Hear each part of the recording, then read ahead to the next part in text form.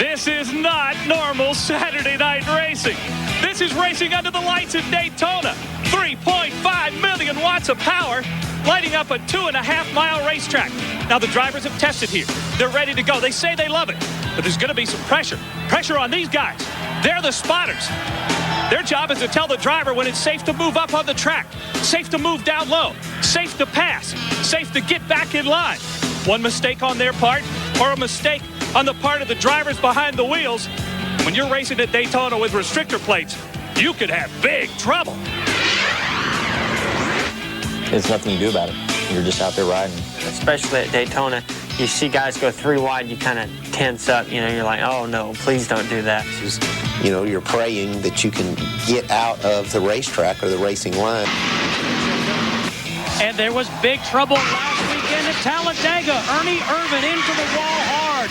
Mark Martin's championship hopes took a severe blow as he was involved in that melee. Now, if you can avoid the big one and get to the front, then you have to have partners. You have to make a deal.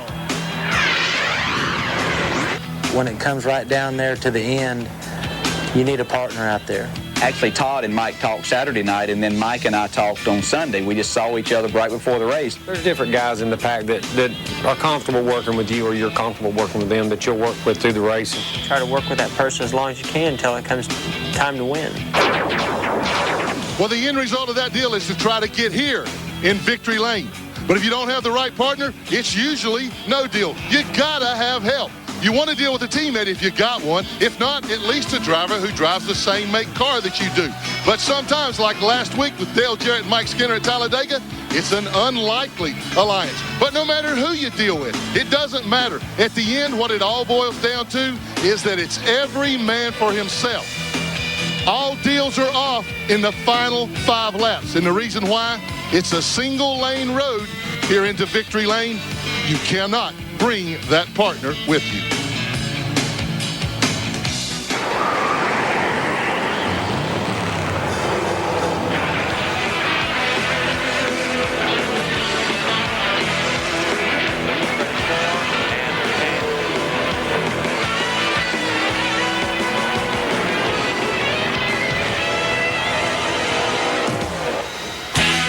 The Pepsi 400, a July 4th holiday tradition, moved to October due to Florida's midsummer wildfires. But tonight, with a state-of-the-art lighting system illuminating the night sky, there is a holiday feel to Daytona International Speedway, as we are just 12 minutes away from the green flag. Hello, everybody, and welcome to the World Center of Racing. Eli Gold, Dick Berggren, and Buddy Baker. You know, ever since this race was postponed back in July, everybody's been looking to this stretch of the schedule. Unprecedented 2 restrictor plate races back-to-back. Last week, lap 137, a major accident at Talladega. Some teams have been able to rebuild their cars. Others have junked them. They're starting over. You know the story of Ernie Irvan. He hasn't been in the car much, but he's here ready to go racing tonight with Ricky Craven having done all the work this weekend. Last weekend, the Thunderbirds were a story. There were 5 of them. 2 finished in the top 10. 4 T-Birds going racing tonight. And everybody's run here at Daytona. Experience isn't a problem, but it is something new under the lights and the shadows and all of the glare that maybe or maybe not could be a storyline as this evening continues. And Buddy Baker, that's where you come in. 19 top 5s here. You've won a couple of races here. Is everybody starting at square one again, or does experience matter? I think experience matters when you go to Daytona or Talladega. You have to know how to drive. But one thing to keep in mind, there are so many questions that hadn't been answered. Nobody's actually run 400 miles under the lights here. They're going to have little things that happen in this race that they've never experienced. It is, though, an electric atmosphere. Have you ever experienced anything like it, Dick Berggren? Nothing like this, and this is restrictor plate racing, and you talk about some drama. Listen to this. Last year, there were 4 restrictor plate races, 4 different winners. This year, so far, 3 restrictor plate races, 3 different winners. How about upsets? In the last 4 years here in this event, there have been 2 first-time winners. Needless to say, not a seat to be had. Long since sold out. Heck, here on Bud Pole qualifying the other day, we had a crowd larger than many Daytona 500s of not that many years ago. The engines have fired. We are set to go racing, and so honored to be with you on TNN Motorsports for Daytona at the speed of lights. They light it up as they go green in a moment. TNN Motorsports live coverage of the Pepsi 400 is being brought to you by Pepsi, proud sponsor of the Daytona International Speedway and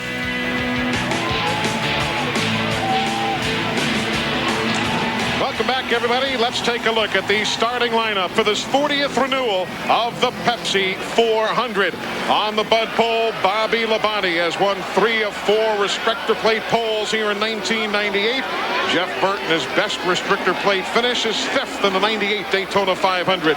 Dale Jarrett and Terry Labonte sharing row number 2. Couple of big track veterans. Of course, Dale Earnhardt, who won here in February. And Mark Martin with 7 wins in 1998.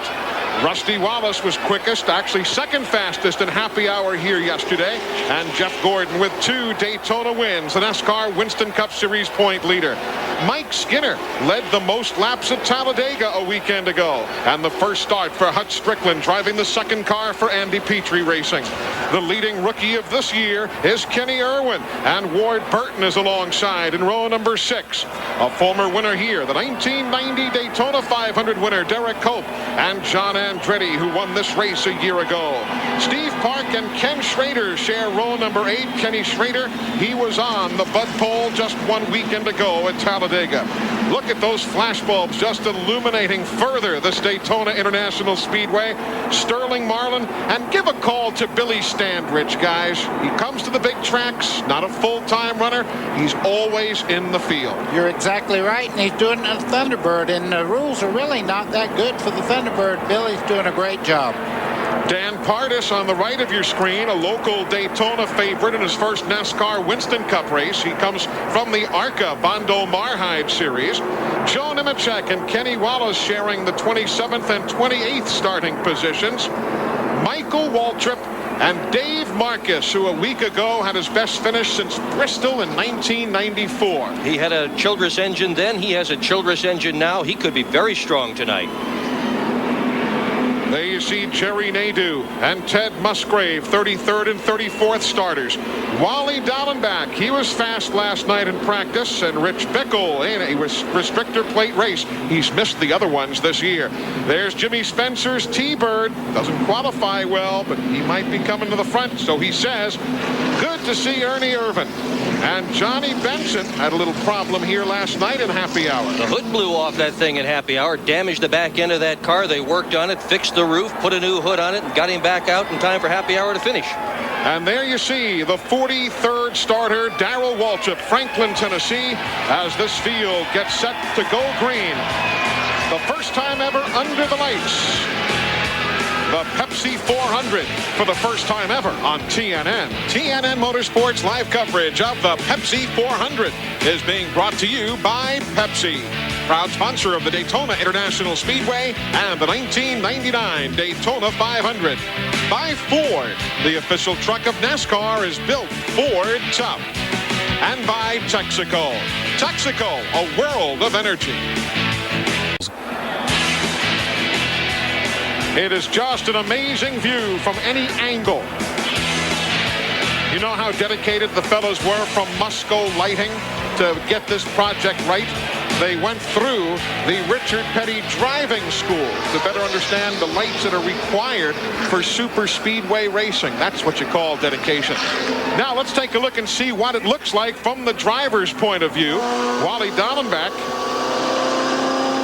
A few shadows coming off the wall. What kind of feedback you hearing about that, buddy? And you've driven out here. Well, you know, we're talking about those shadows off the cars as you see against the wall there. Right down on the outside of the wall there, there's a little shadow there, but nothing like the daytime when you're squinting with the sun in your face going into turn one. I think the visibility is much better tonight than it is anytime during the daytime. That's what everybody is saying. You know, it's amazing how well you can see. Look how bright it is from Steve Park's ride. Look looking up at Derek Coates' car there. Let's see, 180 on the water temperature. Yep. Jeff Gordon climbing the banking here at Daytona International Speedway. All he's got to do is finish 16th or better in the remaining races, and the NASCAR Winston Cup Championship is his. From just down the street a piece, Mark Martin lives here in Daytona Beach, as so many of you know. He's tried his hardest this year to hang right there with Jeff Gordon. It's been so tough. And there you see Bobby Labonte, our Bud Pole sitter, getting set to take the green in this very first race. Such a historic occasion. And you know, NASCAR racing has had so many historical happenings over the last number of years, whether it's new racetracks, new faces, new events. But this really, I think, takes the cake. Well, everybody's been waiting for this thing for really all year long, and people have been very patient with what happened here in the 4th of July weekend, and the flashbulbs are going as the cars go by the grandstand, and everybody's ready for this thing to happen. Big night. Those who didn't qualify for this event: Gary Bradbury, Rick Mast, Robert Presley. Tough break for Dick Trickle. After the problems of a week ago, they brought a Thunderbird here, but it couldn't qualify, and Rick Wilson. But you know, you look back, names like Fireball Roberts, A.J. Foyt, they have won here. Donnie Allison, Bobby Isaac, Sam McQuagg, Neil Bonnet, Leroy Yarbrough, Davey Allison. This racetrack just chock full of history. But to win that first Daytona under the lights will put you right there at that top of the list. Eli, one thing, you can travel anywhere in the world, and they'll ask you, first question, you say a Winston Cup race, they say, have you won at Daytona? Strap in, folks. Glad you're with us on TNN Motorsports. Enjoy the evening. Here we go.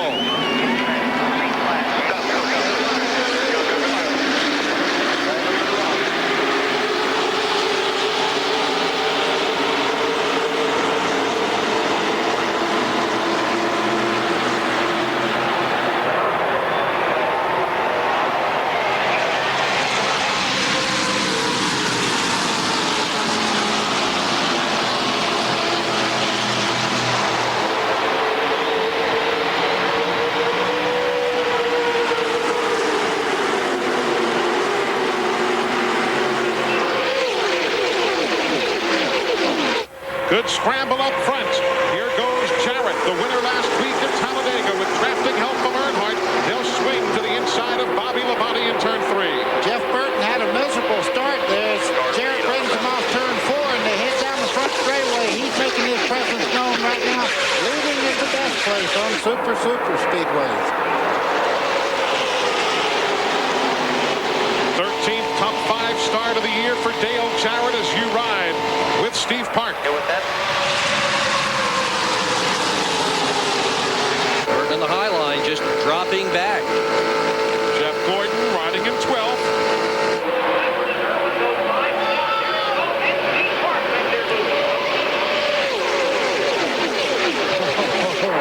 Here goes Earnhardt to the front.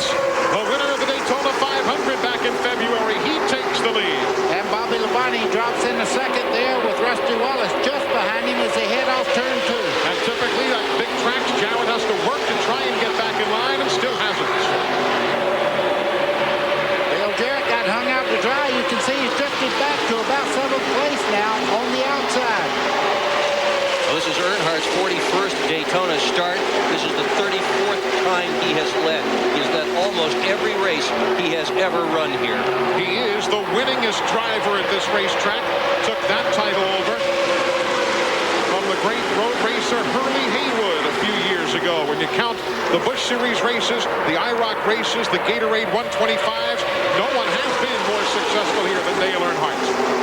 Patience a thing right now. You know, the guys back here that are running side by side. Jeff Gordon would love to be up there where they're running nose to tail right now and not have to contend with the car directly on the right side of him. That double file running starts in 9th. Park in the 1. Jarrett the 88th, the 24 of Gordon. That's 9th on back. Hearing there was no problem with Jeff Burton's car, just took him a while to get going. Here comes Bobby Labonte on the outside, making a move on Earnhardt. Rusty's trying to figure who he wants to run with right now. He drops down with the 3 car there, Dale Earnhardt, as they go down the back Skinner makes it 3, 4, 5 cars down in the corner. 3 wide behind them. All of this on lap number 4. When it sorts out, Earnhardt still has the lead, and there goes Labonte, lucky to get back in line in 5th. It was so spread out back there. Dust got kicked up from underneath Gordon's rear tires. Riding with Jeff Gordon into the tri-oval there. You can see he's now nose to tail there. Nobody on the outside. That's the way to get around this place. Back here, that's traffic jams. Burton's still on that high side, still going nowhere with it. And look at the 30 of Derek Cope. He has broken away from the 2x2 and has caught this front single file track. Cope could be a threat tonight. He really could. Now, he has run incredibly well. He's finished on the lead lap twice this year. It's the last 2 races. They have gotten their act together in a hurry. See these guys running. Look at Cope on the outside. That's showing power there. He's moving up on Jeff Gordon as he come off turn 4.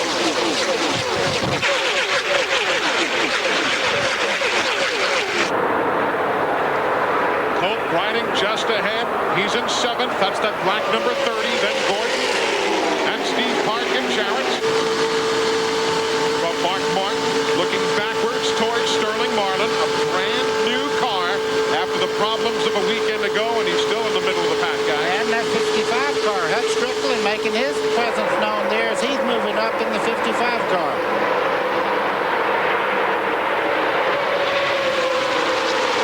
That's incredible. Hutch Strickland doing such a job here. An essentially brand new team running as well as he is this early on. 22 Ward Burton. That team gets the sponsorship from Caterpillar next year. MB&A moves on to Joe Gibbs Racing for Busch Series cars and for Corey McLenithan's NHRA machine.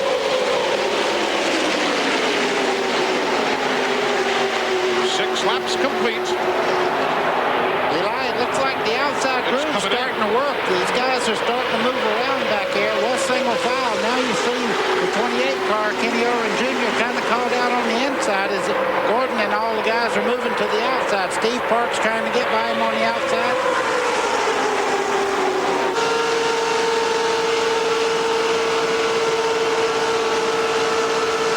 Boy, what an awesome shot that is. You think this place isn't lit up perfectly? Bobby Labonte's now moved his way into 3rd place. Mike Skinner has nobody there to help him. Here comes Cope on the outside, Eli. Derek Cope trying to make a bid for 5th. Gordon wondering which way to go. Looks like they're going to leave Skinner by his lonesome down low. Boy, he's got a lot of horsepower in that race car, though. He's holding his own with Bobby Labonte, and you see he has nobody directly behind him to help him drive. Skinner went to school last week at Talladega. He led the most laps and wound up 7th when it was all done and over with. Got shuffled back by some of his friends, and he says he has a few debts to repay this evening. Boy, Gordon's caught on the outside in the 24 there. He's dropping back some. Field now working back towards the start-finish line. Meanwhile, Wally Dallenbach has problems. Wally Dallenbach with that flat left front. 300 right now, Tony. So Wally makes what has to be one of the longest rides in motorsports. Get it back out. And the one thing he has to worry about is that tire coming apart and knocking the inner panels out of the car. We are 9 laps in to the Pepsi 400. Daytona at the speed of light is live on TNN. TNN Motorsports live coverage of the Pepsi 400 at Daytona is being brought to you by Pepsi, proud sponsor of the Daytona International Speedway and the 1999 Daytona 500. And by Ford, the official truck of NASCAR is built Ford tough. Welcome back, everybody, live at the World Center of Racing. Dale Earnhardt continues to lead. The battle you're watching there is 4th and 5th spot. You see Wally Dallenbach. He has gotten a new Goodyears on, but he is going a lap down, as you see right there. Derek Cope is driving a very aggressive race. He is not leaving much room between himself and some of those other cars. So far, so good. Eli, we have to mention this. There is a threat of rain around the Speedway here. You see these guys right now, though, they're going at it. They could care less at the moment about anything except trying to get that great track position. You see the 2-car there, Rusty Wallace trying the inside and outside. Nobody went with him. He jumped right back in behind Earnhardt. Nose to tail again. Let's check in on pit road now and get an update on some other stories developing. Well, guys, I'll tell you what, Bobby Labonte's doing a great job right now staying up in the top 4 for one simple reason. He can't hear on his radio. There's a lot of bleed over coming. You'll never guess the reason what they figured out was causing it.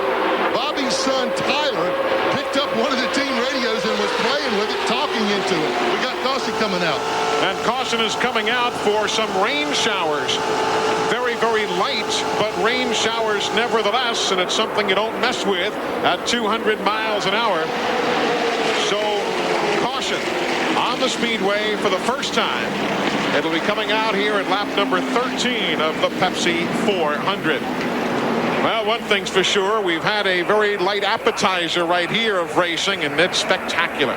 Sure is. We had rain here last night as well during the happy hour session. Delayed it for well over an hour. It was amazing the number of fans who sat in here with, I guess what you would call high fashion at Daytona for the showers. Garbage bags that stretched to the ankles were in vogue last evening. The rain stopped. They got the 15 minutes of the half hour they hoped that they were going to get of that, and it just poured again. But tonight we're not supposed to have any big rain, just a little shower, maybe. So caution on the Speedway here at the World Center of Racing. TNN Motorsports live coverage of Daytona at the speed of light. The Pepsi 400 continues in a moment. Let's go back to 1983. Terry Labonte had the 1983 Firecracker 400 in his sights, but with 2 laps to go, his hopes fizzled.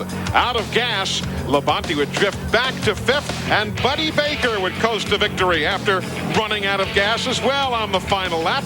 It would prove to be Buddy Baker's final Winston Cup victory, and look how well he handles the champagne, folks. It won't do anything. Oh, boy. Plugged out of Champagne 101, did you? What do you expect on my last Super Speedway win? Let's go downstairs. There's been a driver change. Mike Hogwood has the story. Mike? Ricky Craven now in the 36 machine. Ernie Irvan has climbed out. Ernie, first of all, how are you feeling? I mean, I'm feeling all right. It's a shame to have to get out, but we're running that in the back right there. Hopefully Ricky can take it to the front. What can you tell us about this racetrack, Daytona, under the lights? I don't know. Right now it's lit up really good. There's no problem with under the lights, but nobody has any experience it. So right now we just have to play it by ear. Ernie Irvan out for the night. Good to see Ernie here, though, and he'll look ahead to Phoenix and to Rockingham. Both races you'll be seeing right here on TNN Motorsports. You see Darrell Waltrip in the Tabasco car. Eli, several of the cars back in the field, come back in, took on extra fuel, got new tires. They're going out there and try to make this a 2-pit stop race. Jimmy Spencer, we talked about him in the opening. There is that No Bull Thunderbird. He started near the back. He's up to 25th position right now. Another guy we need to talk about also. Let's not leave Ken Schrader out of the equation, because Schrader, who was last weekend's Bud Pole winner, is also working his way to the front. He is now 10th in that line of traffic that you see on the screen. He's moved up from his 16th starting spot. There's the man of the hour from lap 2 to this moment, and this caution flag now set to wrap up. Just the lightest of rain shower that quickly passed across the Daytona International Speedway. Running behind Earnhardt, Rusty Wallace. Hard to imagine considering Rusty Wallace an underdog, but here we really do. In 30 starts here at Daytona, he's got a grand total of 1 top 5. In 30 starts at Talladega, the other restrictor plate track, 1 top 5. Rodney Wise with the green flag.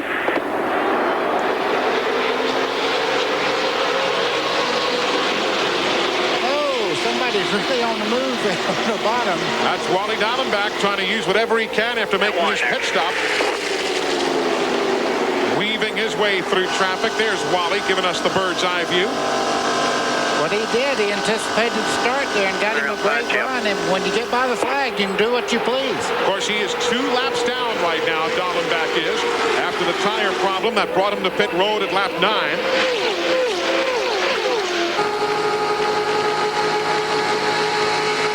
It's tough when you got to make a pit stop that early in the day because Dallenbach now further drifting back as they scramble all around him on the racetrack. Tony Furr, the crew chief for the 50 team, we're just getting some information on it, fell off the pit wall when Wally Dallenbach came off pit road. They think he has a broken leg. They have taken him to the infield care center. Randy Thornton will be in charge here in the 50 pits for the rest of the night. Oh, brother. Of course, Tony was the winning crew chief here a year ago for John Andretti when he picked up the win in the Pepsi 400 for Cale Yarborough Motorsports. But again, Dallenbach a couple of laps down as we zero in on the scramble. Again, Cope in the 30. See if he can hang in there with Park's drafting help in the 1. Well, you can see Cope moved to the inside. Here's Steve Park pulling up, trying to get in the draft there. But when he dropped weight to the inside there, you see Jeff Gordon got a little bit of a run on him as they started off to turn 4 there. Cope, woo, he got loose coming off turn 4. Outside. Park qualified with a Richard Childress engine. They had one available for this race this evening, but chose to go with their own, and they have had engine trouble the last 3 races in a row, but I guess they've decided it's all squared away now. They got their own stuff under their own hood. There you see the spread from the first pack back to the second. It is just a tick under 1 second. Eli, they need to get single file and run that front bunch down. If they build up a big edge here, this could really hurt these guys as far as track position as they run side by side. It slows them down. And for the folks who are new to the sport, buddy, we should mention that there is a distinct difference between what we saw at Talladega and what we see at Daytona. The tracks, yes, they look alike, but they're not. One is narrower here. Handling is a difference, and you will see more packs of traffic here, won't you? Exactly. 33-degree banking in Talladega, 31 degrees here. Just a little less banking, a little narrower here. And it comes to a point, and when you start wearing the tires down, that you actually need handling here, where Talladega, you just run it wide open all day long. Here, you have to really put yourself in great position getting in the corner. And that was one of the great questions in the garage this morning. Do you go for handling, try to make the car easier to drive, or do you make the car squat down more on the racetrack? No help. It's faster when it squats down, but it's harder to hang on to. And the majority of crew chiefs I spoke with this morning said they are going for handling. You heard Park get the worst news you can get on a big track. No help. Well, right up outside, man. We're hung a little bit right here. And you can see Dale Jarrett going by. He looked like he's running 15 miles an hour faster as he starts to go by there. No help on this racetrack means steady movement to the rear. But it doesn't mean the end of the day. Remember last week, Bobby Hamilton started 37th, got up to 5th. Then he went from 41st to 5th later in the day. So you just have to be patient. Well, Steve Park, you know, is starting out. He's getting a lot of experience on these major speedways, but right now he's hung out by himself. Everybody else is single file now, and they're really getting to go. There's your top 5. 6th is Jeff Gordon. Steve Burns is in his pit. Yeah, Eli, even though he's 6th, he's very happy with his race car. Just before the last car, or the first caution rather, he told Ray Evernham, this car is running great, and I really love to run it on the bottom. And also, Dick, to follow up on your point about handling, this track is more critical on handling than Talladega. One of the crew chiefs told me they just don't get quite the same grip on this racetrack as they do at Talladega.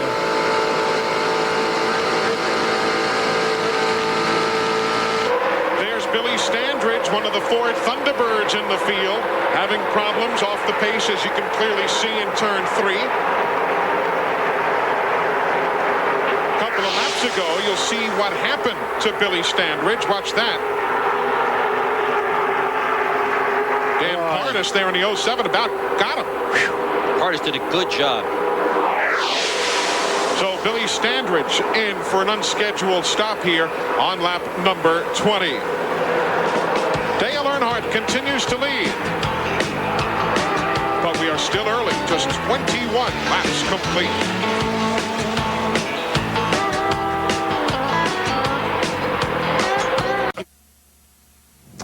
On behalf of the Pepsi-Cola Company, welcome to the Pepsi 400 at Daytona. This year marks the centennial anniversary for Pepsi, and for many of those years, we've been associated with the great sport of auto racing. We're delighted that you're here to join us for what we think is going to be a spectacular event, the very first night race in Daytona history. So sit back, relax, and enjoy the race.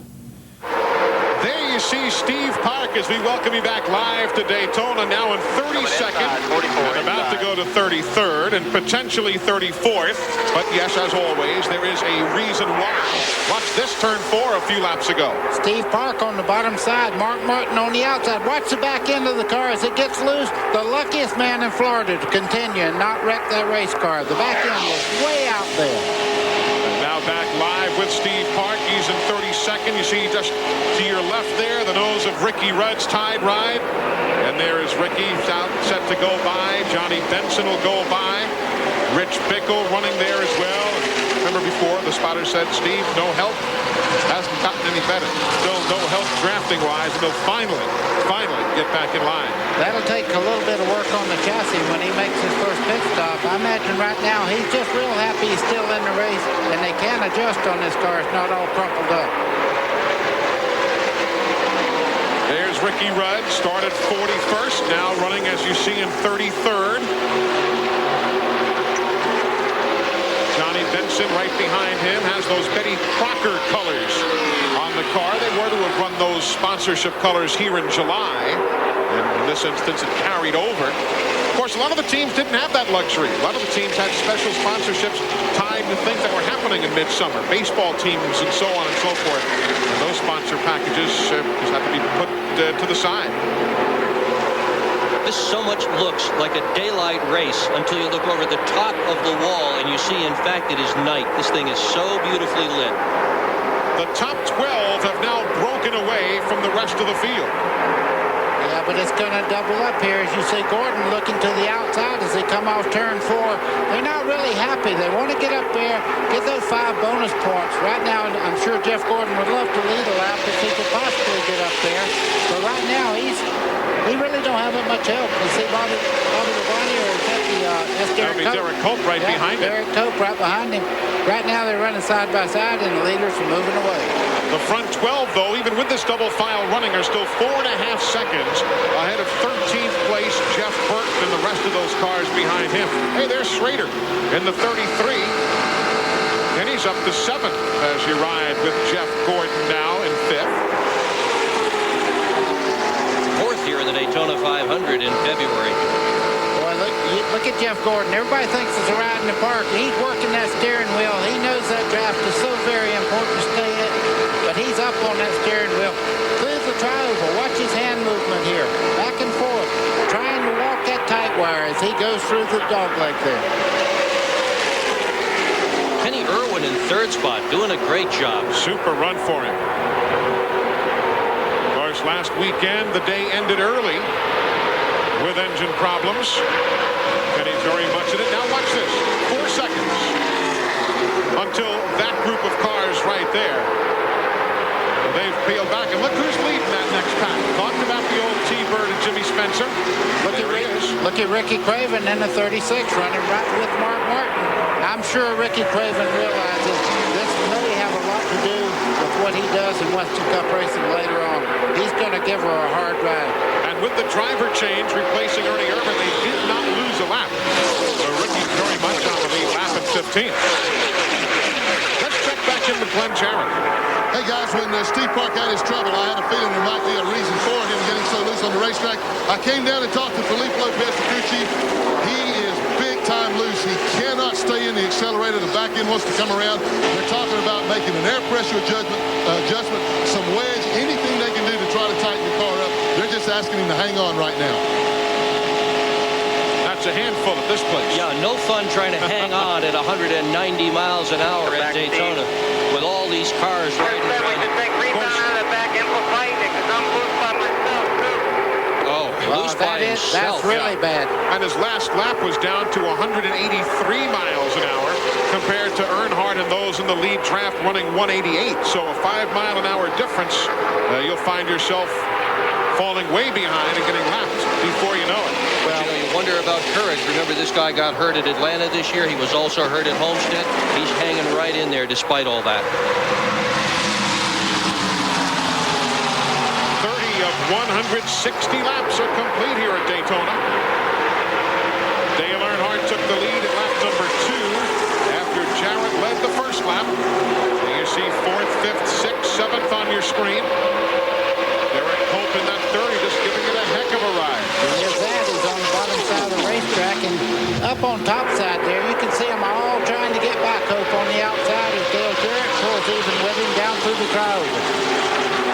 Talking to Doug Hewitt, crew chief on that Derek Pope car. You know, we've gone through like 17 wrecks already this year. It has just been a remarkable number. Well, they've also been through some tough times of just not being fast and just not being competitive, but they have worked incredibly hard over the last month or so, been to the wind tunnel, done a lot of work with engines, and it is paying off well. 43 started, 42 run. We have problems on the back straightaway. Down the back stretch. Number 3. Being on the back stretch here is big. Backing off on the back See Johnny Benson in the 26 there. Jeff Bodine's in it. Hutch Strickland in the 55. Bickle in the 98, Green in the 46. Caution. Second time.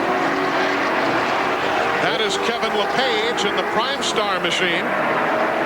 He's coming out. Little fire. See Kevin moving.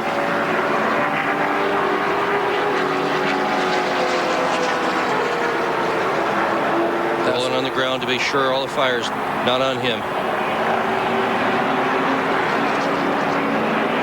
Caution, a multi-car accident. Green. 98 Bickle, Green, Hutch Strickland, Johnny Benson was involved. Clearly we saw LePage. Here comes Ted Musgrave. Tremendous amount of damage to all these cars. Look at the right front corner of Musgrave's car as he slides into the pits. Yeah, it looks like that radiator's losing some water too. Jeff Bodine. He has not, of course, as a former Daytona 500 winner, not had good news of late. Knows now that he won't be in that car next year. Michael Waltrip will be. And he's really got no ride lined up to replace this one either. Michael Waltrip. There's Michael. A lot of damage to the Wood Brothers car. Wood Brothers winning as car owners here at Daytona. They thought they were going to have a great night tonight. Jeff Green, a tremendous amount of damage to the left front corner of his car.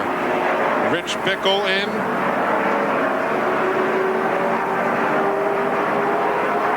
And again, there's the Hutch Strickland car. You see the net is down and he's moving around. Look at that tire. That come off the right rear of Michael Waltrip's car. What do you fix there? Everything's torn up so badly, they'll just have to make pieces to make that thing. It's wrapped around the rear end house, and you see them snatching on that rubber there, trying to get it off. Oh, dragging pieces and parts. Meanwhile, all the leaders will come in for pit stops. Lap number 33 will be pit stops for all the leaders. First to Glenn Jarrett. And Rusty Wallace brings his car in. Guys, he has done a great job so far. Been glued right to Dale Earnhardt's bumper since the race began, running in second place. He reports the car is just a little bit loose. So in this 4-tire change, they're going to make an air pressure adjustment, try to tighten him up just a little bit. Here's Mike. Dale Earnhardt has said virtually nothing during the first part of this race. 4 tires and fuel. That's it for the leader, Dale Earnhardt. These stops under caution, lap 33. It looked like Rusty Wallace may have won the war on pit stops there. He leaves Dale Earnhardt off pit road. That's the same car Rusty Wallace had last week at Talladega. They repaired it, and it is running with the lead right now under caution here at Daytona. Good work by that Robin Pemberton crew. Boy, just as you said that, Eli, Robin looked at me and had a big smile and winked at me. I mean, they beat Dale Earnhardt out by maybe 2.5, 3 seconds. That might have been one of the best pit stops I've ever seen these guys do, and they have done some great ones. Came at a great time, got Rusty out in the lead. Tell you, he's got a fast race car. When we come back to the World Center of Racing, we'll take a look at all that's gone on. Michael Waltrip's going to have to come back in again. You saw the big 21 up on the black flag. Well, there is what remains of the Prime Star machine, the Ford Taurus of Kevin LePage.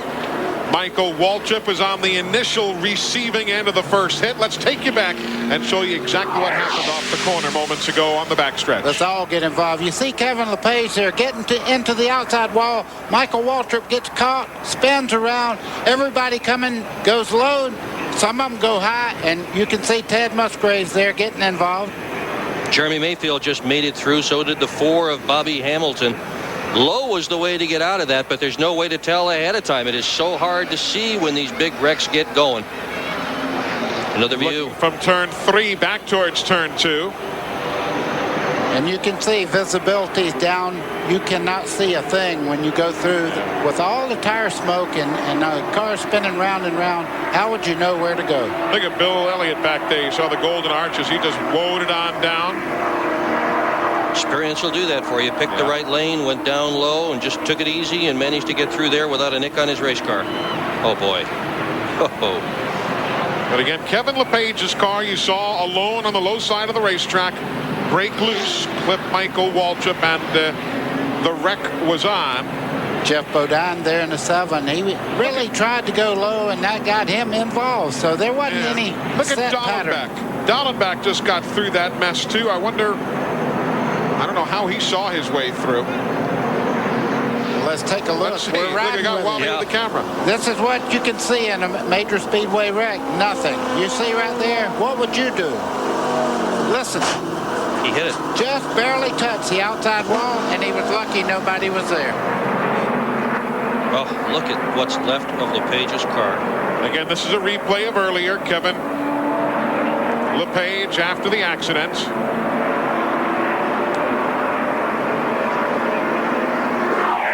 To the infield care center, where we'll have an update for you shortly. Under caution for the second time tonight. The first caution was at lap 13 for a little rain shower. Now a multi-car accident at lap 32. We are back with you here at the World Center of Racing under caution. The Pepsi 400 under the lights for the first time ever, and for the first time ever live right here on TNN Motorsports. The race leader, Rusty Wallace. Rusty Wallace has led only 96 laps in 43 restrictor plate races coming into this evening's event. Has been an empty plate, hasn't it? Meanwhile, down on the pit lane, Steve Burns checking on some other good runners. Steve? Hey, Eli, Kenny Irwin has a very fast race car, but they had a little bit of a problem on the last pit stop. They wanted to make some adjustments. Look at here. They taped every one of their pit stops, and the crew was just over here moments ago seeing where they had a little bit of a problem. They did make some air adjustments on the tires, took some tape off the front grille. So again, Kenny Irwin is very happy with this race car. In fact, Eli, they've been trying to keep him calmed down. Kenny Irwin running 7th right now. Still learning how to communicate with the crew and tell them what that car really needs. Jeff Bodine, he's down near the care center with Mike Hogwood.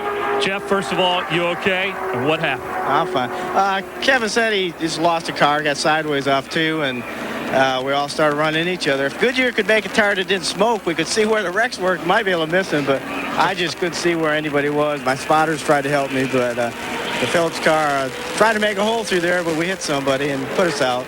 Tough break for you as you wind down with this team. We had a great car tonight. It was handling great, and we're just trying to get through that pack, and unfortunately we didn't make it. But what a night here at Daytona. History's being made. Wish I was out there. And Jeff Bodine will not be part of it the rest of the night. Tough break for Jeff in his 501st career start. You know, a lot of the drivers talk about the big one, referring to the multi-car crashes at Talladega and here at Daytona. Over the weekend, we've been asking a few of the drivers their thoughts about how do you avoid the big one. Nothing you do about it. You're just out there riding. You know, and you're cruising along. You could be leading. You're cruising along. You could be running dead last, and you could be involved in something. And so it's kind of, you know, it kind of happens enough, or happens. It happens where to the point I think you just understand it. You know, I think it's like, well, here it is, or there it isn't. You know, you're always in a avoidance mode, or survival mode, even if you're already, already had some kind of impact. You're still trying to drive the car. You're still trying to slide it into control, from out of control into control. 9 times out of 10, everything is fine, but it's that one time when, a little something happens, just a misjudgment of the apron or of where another car is, and all of a sudden you're in it. About that time, you're just thinking, man, I hope I get through this. And if you don't get through it, you just hold on tight, and it seems like it takes forever. Well, he manages to get on through it and held on tight. Jeff Gordon currently running in 5th. Rusty Wallace is the leader. Bobby Labonte is 2nd. Dale Earnhardt 3rd. Dale Jarrett 4th. Gordon is 5th. Skinner is 6th. Irwin is 7th. Then Schrader, Tony Labonte, and Mark Martin. Get ready. Go, go, go. Green flag.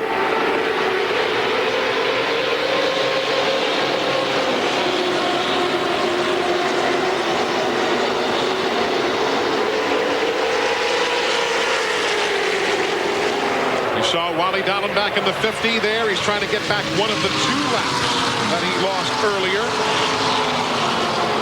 Well, I tell you, his chances are slim and none right now. You see everybody up there behind the 2 car. Rusty Wallace nose to tail down the back straightaway. He's only going to drop back.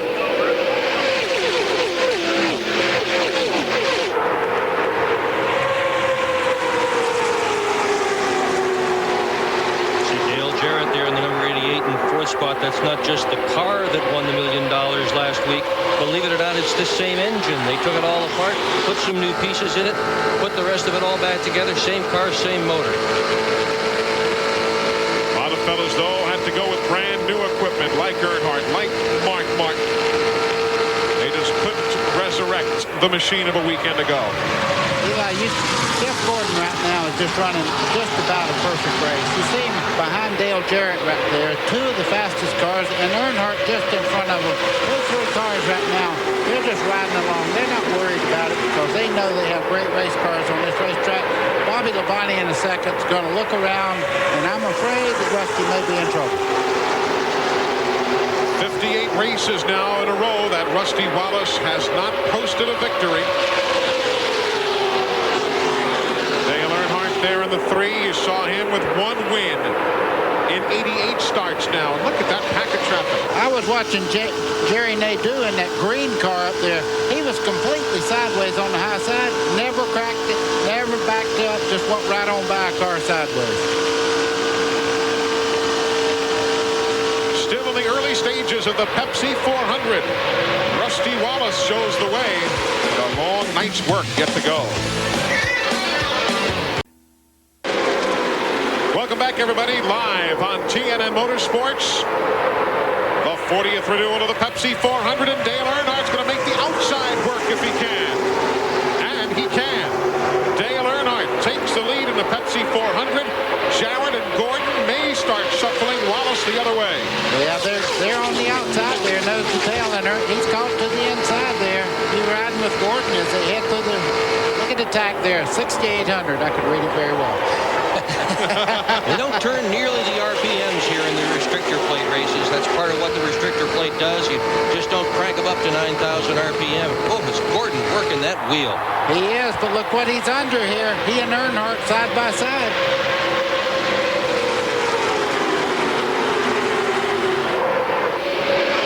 Through all of that, Jarrett sneaks out ahead of the pack. So Jarrett, just out of the screen, is the race leader. This is for 2nd. On the high side of the racetrack, the 3 there, Dale Earnhardt, and you see Mike Skinner moving his way in there. They can hook up and really make it tough on these guys trying to lead. Looks like they're running the pace lap. Yeah, at 190 miles an hour. Kenny Irwin in the 28 car was very concerned that no one would run with him because he is a rookie, and he's afraid that some of these guys just don't have the confidence to run with him. And so far, so good. He is still right up in the front group. You see Craven? I did. Did you see the Craven 36? now, all the way up to 8th place. He is really flying in the 36 car. You're just joining us. Ernie Irvan started the car. Ricky Craven took over at a very early pit stop at lap 14.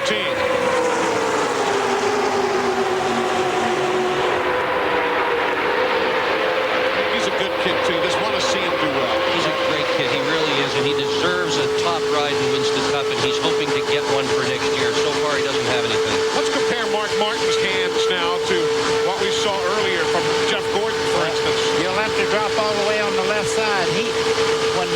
Gordon first started racing, he was a very small boy before he started lifting weights, and he got where he would put both hands on the left side of the steering wheel through the corner so he could hold the car, and he never changed his driving style. You know what? It works. It sure does. It sure does. Let's see if Gordon can make it work with Irwin.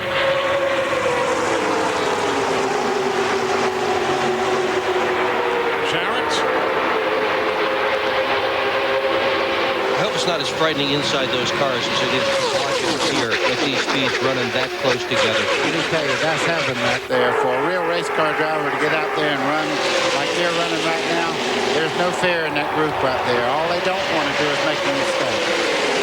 Michael Waltrip is back on the racetrack. He is 15 laps down after the accident of earlier.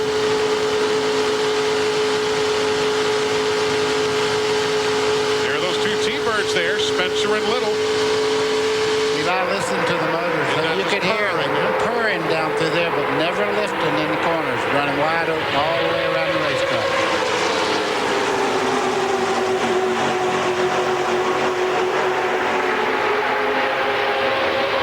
Mark Martin in the middle of all that traffic. It weren't for the restrictor plate races, he'd be a whole lot better off this year. He's really had a tough time starting at Daytona where the rear end failed. He wound up 38th. He was 23rd at the first Talladega, and of course the big wreck last week. He was 34th. He doesn't like restrictor plate racing at the moment. His finishes cost him 246 points versus what Jeff Gordon picked up at those exact same races. And when you come down to this time of the season, it really stands out. Eli's steady mover right now. Kenny Schrader just behind our leaders here. You see him there in the green, number 33, moving up. There's Schrader. There comes Mark Martin in ninth. The 40 is Sterling Marlin. Never count him out on the big tracks as we ride with Mark Martin. Kenny Schrader there, as I was talking about, on the outside in the skull cars. They come down the front straightaway side by side. Now the first three have kind of distanced themselves from the guys that are running side by side. Remember, folks, back in February when Schrader finished fourth in the Daytona 500, he had that fractured sternum. Remember all that mess? He got involved in the accident with the Gatorade 125s and so on. He said, "I'm happy to be here and to be here healthy." Yeah. Oh, he had his neck operated on a Monday and come down here and run a complete 500 here after having surgery. So he's a tough customer. Believe me, he loves to race. And really, the only reason he didn't win in February, if you ask me, is he had no drafting partner when it counted, if you remember back to the finish of the Daytona 500. There you see the front three having pulled away by 0.6 of a second from fourth place on back. It's getting good at Daytona. TNN Motorsports live coverage of the Pepsi 400 at Daytona is being brought to you by Texaco. Texaco, a world of energy. And by Brewery Fresh Budweiser, the official beer of NASCAR. Hey, race fans, this Bud's for you.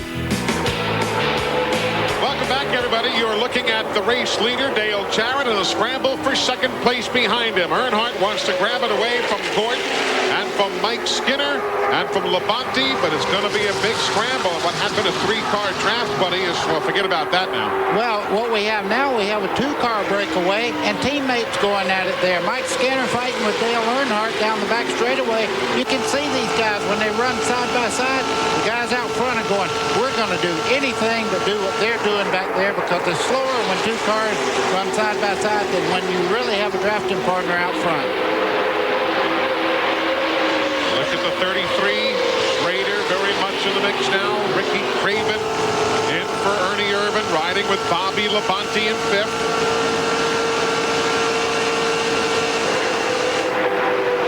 Look at Earnhardt, how fast he caught those guys after he quit running side by side with the 31 of Mike Skinner. He's right back on Gordon's back bumper.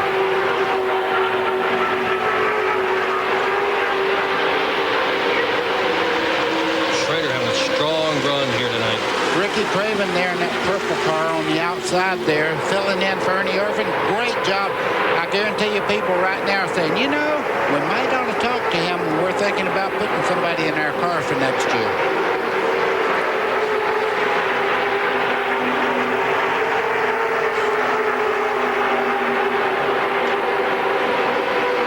There you see everybody moving by Michael Waltrip, who is 15 laps down.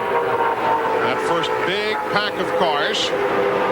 And Michael's car badly wounded. He'll not be competitive for the rest of the night. Is there anything worse than that, buddy, just riding around? Nothing in this whole wide world, because what you want to do, you want to be up here like these guys that are racing with each other. When you're just riding around, it seems like it's 2 days long. That was a 4-second break in the traffic right there. Back to this next group of traffic. John Andretti leading it. That's 21st, 22nd, 23rd, and 24th. And you drop even further back now to Bill Elliott, 6.5 seconds further back behind the race leader. And the next group with Nemechek and Benson and Rudd. That white car in the middle of the picture, that's Brett Bodine. Kyle Petty's in there as we take you back up front. Those are the three big basic packs of traffic. In the garage, Bickle, Musgrave, Green, LePage, Bodine, Strickland, and Standridge. Only Standridge not involved in the accident on lap 32.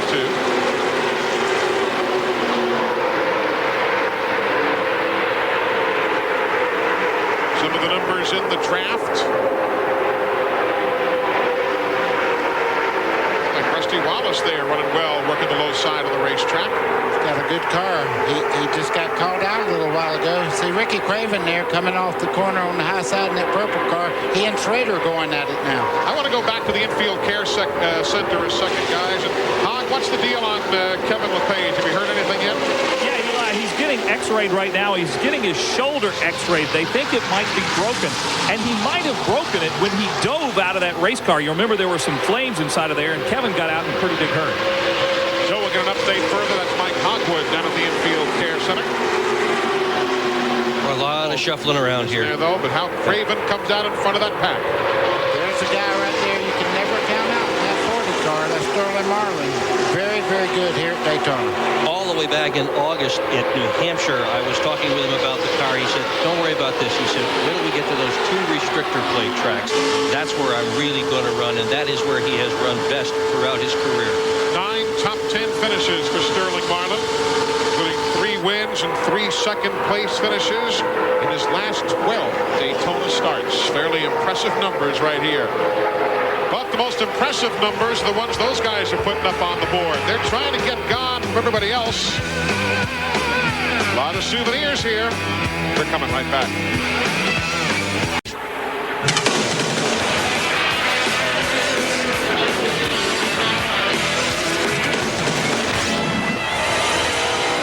Welcome back. You think you have a great seat? You see that thing on the bottom of the screen? That's a bad choice as far as I'm concerned. Make up your mind and make it good. Well, I guess the Lizard heard all the seats were sold, and he just wanted to get close to the action. Hope he got across. Also gotten close to the action by logging on to country.com, TNN's home on the World Wide Web. It is your personal source for all things country, from race cars to country stars. Connect to country.com.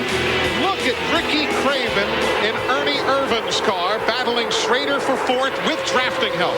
Well, he does, and he's got a fast car with him. Bobby Labonte's right there, and you can see right now he's cleared Schrader all the way up to 4th. What a great drive. You know, the first time he drove for Hendricks Motorsports down here, they had a 1-2-3 sweep, and he was right up there. Ricky Craven, very good at Daytona. A magnificent story there for Ricky Craven. Misses about a dozen races this year. Comes back, lasts 4 more races before they part ways, he and the team. And it's a brand new race car as well. He walked into the garage. He only knew the names of 2 of his crew members, one of them the crew chief, and he has managed to get this done tonight. What an incredible job by Craven. The other guys he knew as Hey You.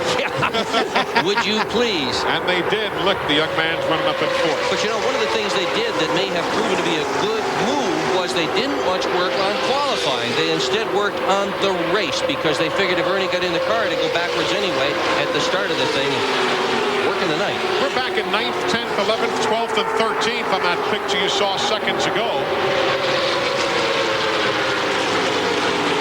Terry Labonte working his way through traffic. Thank you. Thank you very much. You know, you see those hand signals right there. That's how you can communicate with people you're you're trying to work in traffic with. You put your hand up. When you want them to follow in line, you put your hand straight up and say, let's keep it all in line here. We're catching these guys that are racing side by side. That's 12th and 13th. Mark's in 13th. You've got Ward just ahead of him and Sterling Marlin to the left.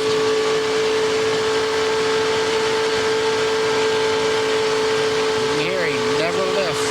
Here's Derek Cope with problems now. Oh, too bad. Derek Cope running in 19th now. Way off the pace. Earlier, folks, if you weren't with us, he was mixing it up right outside the top 5. Yeah, I was watching that car come through there. He definitely got a problem. He was totally out of the accelerator. If I'm not mistaken, just behind the left front there, I see a little bit of smoke. Yeah, he might have brushed the wall. Looks like the smoke is going to come off, the right rear, probably from this angle. Tough to tell, but he might have just brushed the wall coming off the corner. He's had a tough time here at Daytona. 4 out of his last 5 starts have resulted in DNFs. But he did win here in 1990. And now the guys in the truck have come up with the video. Looking for, there he is. The wall. That tells it. Yep. Good work to pick out that shot right there. And Glenn, he tagged the wall coming out of number 4, right with the right rear. Yeah, Eli, that's what we're hearing. We've moved down into Derek's pits, and all the guys are standing on the wall waiting him right now. And there's always a bad sign. They got that great big hammer and the softball bat to try to get the thing straightened out for him. He still hasn't made it down pit road, but a lot of long faces here because he had a real good race car. So his stop will take place under green, while up front you see the front 3. Jarrett took the lead at lap 44. We're now at lap 66.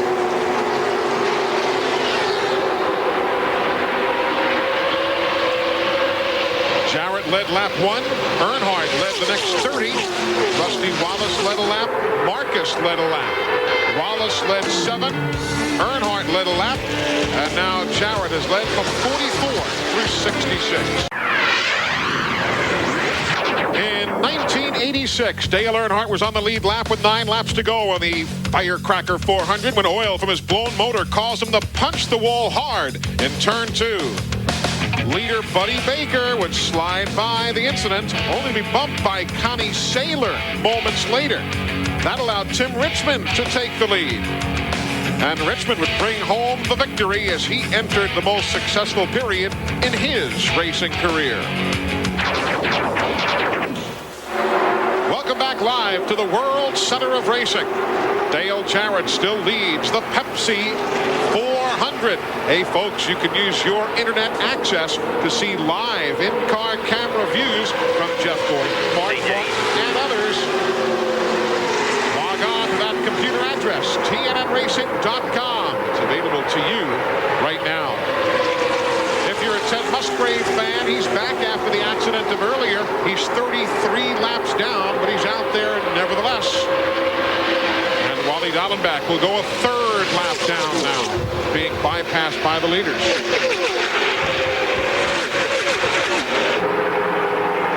Schrader hanging in there in 4th spot. That's the green car. Running a much higher line than anybody else in that front pack. It's almost like his car's pushing a little bit, getting in the corner. You see him moving up the racetrack there. Meanwhile, Kevin LePage has just walked out of the infield care center. Mike, what do you got? He's right here now, and we'll try to get a word with him. He's explaining his injury. Went in turn 1. Paul and John Andretti come out of turn 2. The car broke loose. Prime Star Torres. I don't know if it was a rookie mistake or somebody took the air off the spoiler. Jack come over and said maybe there's somebody behind me took the air off the spoiler. But I just hate it for all the other guys. I hate it for my team. I mean, they worked all week long to get this car back together after Talladega, and to come here and destroy the car, pretty frustrated. Kevin, how's the shoulder? It's a little tender right now.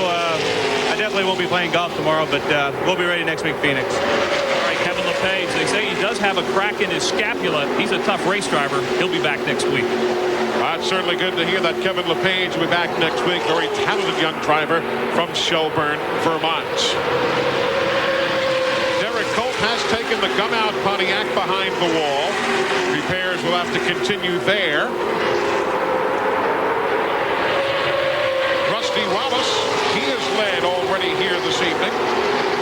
And is in that 6-car pack. Those 6 all on the lead lap. The team has put put in an extraordinary effort in their restrictor plate program this year. Last winter, they tested and tested, cut 7 different bodies off cars, working on things. Didn't quit there. They've been to Talladega with Jeremy Mayfield. Our broadcast colleague, Buddy Baker's been through the window of cars in that team as well. Rusty was here testing several nights in the night. Looks like it's working pretty good, huh, buddy?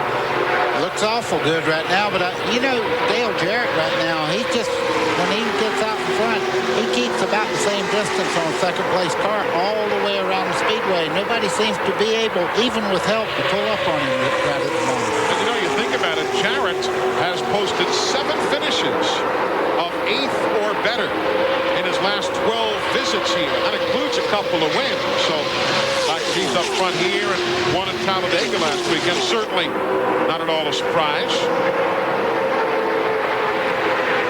I think we all remember when he won his first time here at Daytona, and Ned Jarrett, his father, was able to bring him home on that last lap. One of the most inspiring things I ever watched on TV. One of the best pieces of broadcasting you're ever going to enjoy. And watch this scramble here. That's the 3rd and 4th. Schrader trying to grab it away from Earnhardt. Does it. Got it. On the outside. Hard way to go. Schrader, 10 top 10s here in his last 12 races. Another fine super speedway racer.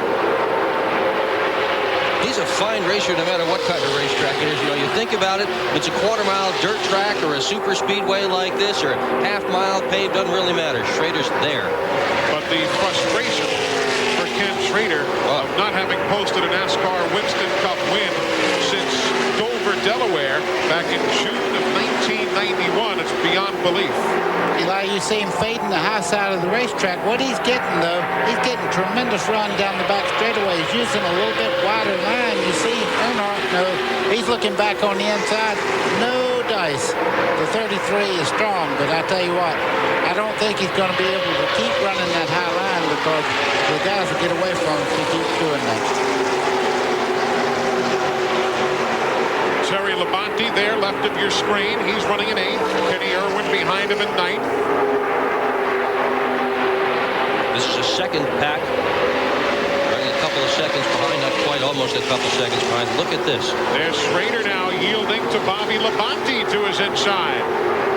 Yeah, you can only do these things so many times, and everybody goes to school on where you're running really good. You can see right there, Rusty Wallace running directly behind Bobby Labonte down through that back straightaway there. Great car, able to stay right on the apron. 75 laps on the board of 160. Just joining us, only 2 cautions. The retirees are Stanbridge, Jeff Bodine, LePage, Strickland, and Bickle. We are back. You watch a great scramble for second place behind the race leader, Dale Jarrett, coming to the halfway point of the Pepsi 400. Behind the 3. Lines behind the 3. Listening to Jarrett's radio. He's also planning what to do with $10,000 on the line for the Gatorade Front Runner Award. He'd like to pick that up as they come to the crossed flags. He's looking in the mirror and going, yeah, you guys keep racing side by side. Halfway home with the Pepsi 400. Good job. Take care of your fuel. Might be surprised to see Jeff Gordon running as hard as he is and to be running up front this way when he's pretty well got the point thing locked up with 288 ahead. You might think he'd want to be conservative, but he said he has got a good view of the big picture, which is what they told him to do at Talladega last week when the 6th car went out, Mark Martin. But he said, you know, I get out there and the instincts just take over. Nothing like those kind of instincts for Jeff Gordon, who tries to pull off yet another NASCAR Winston Cup Series championship. Let's go down to his pit area, Steve. Well, Eli, we were just listening to Ray Evernham talk to Jeff on the radio, and what they're going to do on the next pit stop is remove some tape from the front of the grill. They're a little concerned about the water temperature, but also we can ask Buddy Baker what sort of handling effect that has. They put about 4 strips of duct tape on the grill. They're going to pull one of them off next stop. Well, what it'll do, Steve, it'll change the amount of downforce the front end has, of course. But if it's running hot, the benefits of keeping that engine pretty cool will outweigh outweigh the amount of downforce you have on the front of the car. Here's a battle for the lead. Still down there. The whole line's down there. Here comes Gordon right along. These guys are working together. You see him getting shuffled back to third place there, Eliza. Comes down off turn 4. All clear. So all clear as Jarrett gets back in line, manages to get back in line in third, and the fans who salute Dale Earnhardt see him take the lead again at lap number 82. Rich Bickle has gone back to the garage area. Derek Cope is racing again, but he is 13 laps down if you're a fan of his.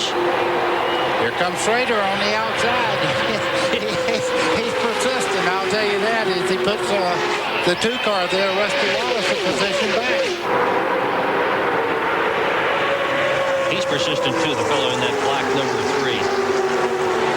What a run he is having tonight at Daytona. Dale Earnhardt, the winner of the Daytona 500, still out there, a great champion, wearing that open-faced helmet of his. We asked him about it this weekend. Why do you still wear that? I'm more comfortable in it. I can feel the air around the car. I can feel when the car's under me, the air changes. You can hear better.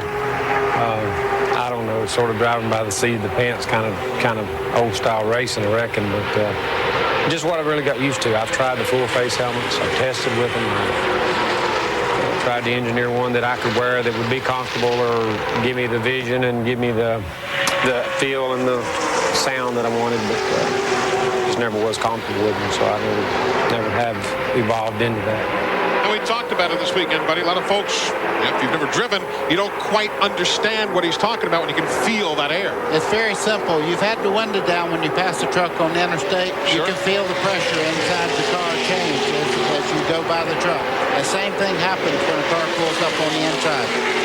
He has extraordinary peripheral vision as well. He can see cars coming up, and spotters here are a bit of a problem. It's really difficult for the spotters to make the call, so the drivers have a lot more responsibility in that regard. Open-face helmet may prove to be an advantage for Earnhardt tonight.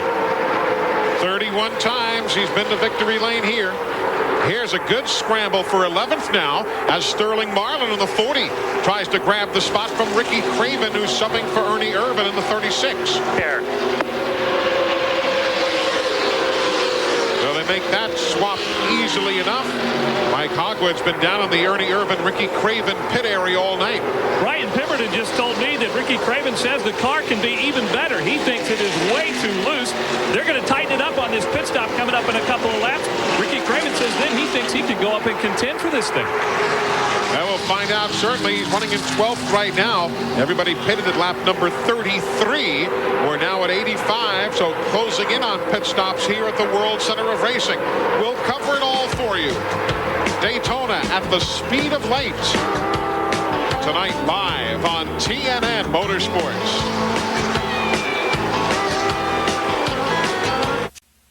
TNN Motorsports live coverage of the Pepsi 400 at Daytona is being brought to you by the more than 2,500 AutoZone stores across America.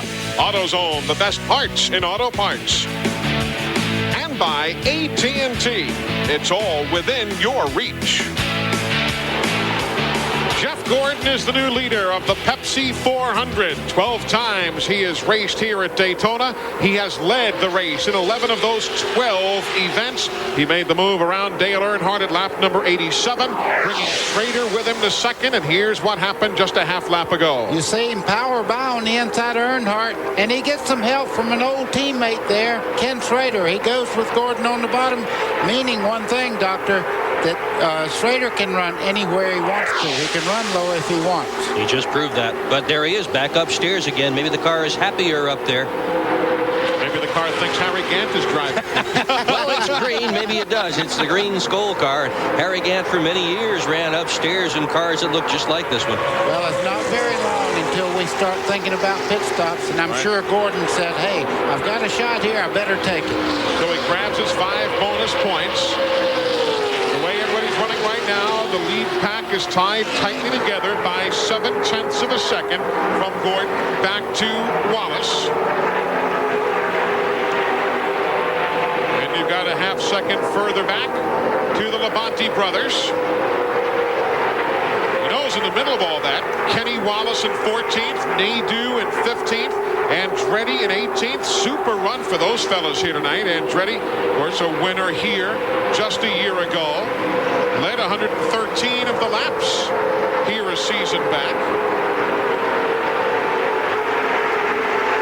Sterling Marlin, Jeremy Mayfield, that's 11th and 12th on your screen.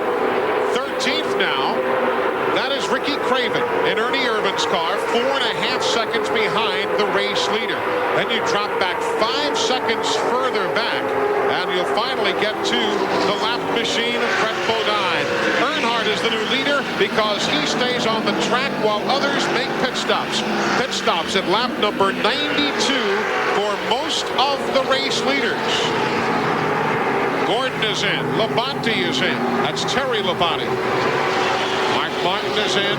Ward Burton is there. Let's go down to see Burns. And Jeff Gordon's in. They're going to change right side tires on the DuPont Chevy right now. They went to look at the tape on the front of the grill. So far, they have not. Now they removed the tape off the front of the grill. The water temperature has come down. When he took the lead, he got out in clean air. Left side tires are on, and Jeff Gordon is down in 19.5 seconds.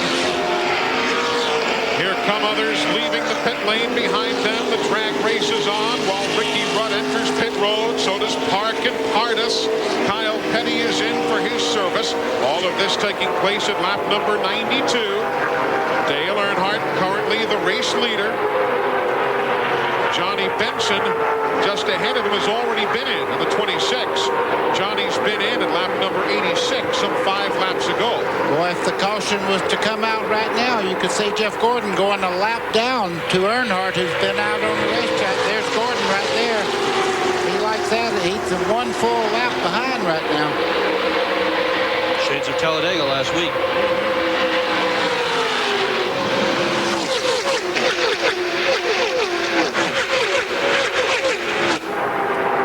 Again, 3 is the leader. 88, Jarrett is second. Bobby Labonte also out there running in third. Glenn Jarrett, what are they saying about the strategy to stay out while the others pitted? Well, guys, on about lap 85, Bobby Hutchins from the 3 car came down to the 88 car, and he talked to Todd Parrott. What they're trying to do, they got Earnhardt to drop back when Gordon went by him so DJ and Earnhardt could run nose to tail. The reason that Earnhardt's following that lap car now, they're trying to save fuel so they can go to lap 97. If they go to 97, they have run 66 laps on fuel, and there's 1 lap less than that to go when they return to the racetrack, only 63 laps. So they're trying to make it to 97. Both Earnhardt and Jarrett think if they do that, they can make it on just 1 more stop. They're trying to save fuel right now. They're encouraging them both to watch the fuel, watch the fuel. You can see right there, though, the new tires are really, really working for these guys as they come up through there. Jeff Gordon's picking them off. He went by Dale Jarrett not long ago.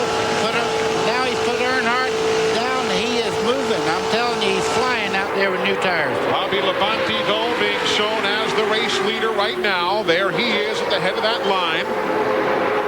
If you're a Jeff Green fan, after the accident of earlier, he's back on the racetrack. 61 laps down. That's where Jeff Green is running. As you see the race leader, Bobby Labonte. In the middle of a series of pit stops. Under the green here at the World Center of Racing. And it's all live on TNN Motorsports. By Texaco. There you see the numbers. Average speed of 161 is still some 12 miles an hour off the record pace set by Bobby Allison in a Mercury here back in 1980. But nevertheless, only 2 cautions slowing this evening's activities. Pit stops are continuing now, as you see those who are officially done for the evening, all with the exception of Cope and Standridge as a result of the accident of earlier. There's a story on Dale Earnhardt's car. He came into pit at lap 97. The nose of the car was pristine. But watch what happened as he was leaving pit road. Watch this. See this tire right there? Look at the front end now. He knows it's there. He starts wiggling the car, trying to make it go one way or the other. It's bending the front of the car in. Right here, it gets rid of it. But look at the damage to the nose of that car. That may really, really hurt that car when he gets up to speed. Mike Ogwin, what are they saying? How significant is the damage? But the damage is significant. They're pulling a new nose piece out from under the tarp back here. I believe Dale Earnhardt's going to have to come back in here. How about that? Dale Earnhardt trying to make the Daytona double for this year.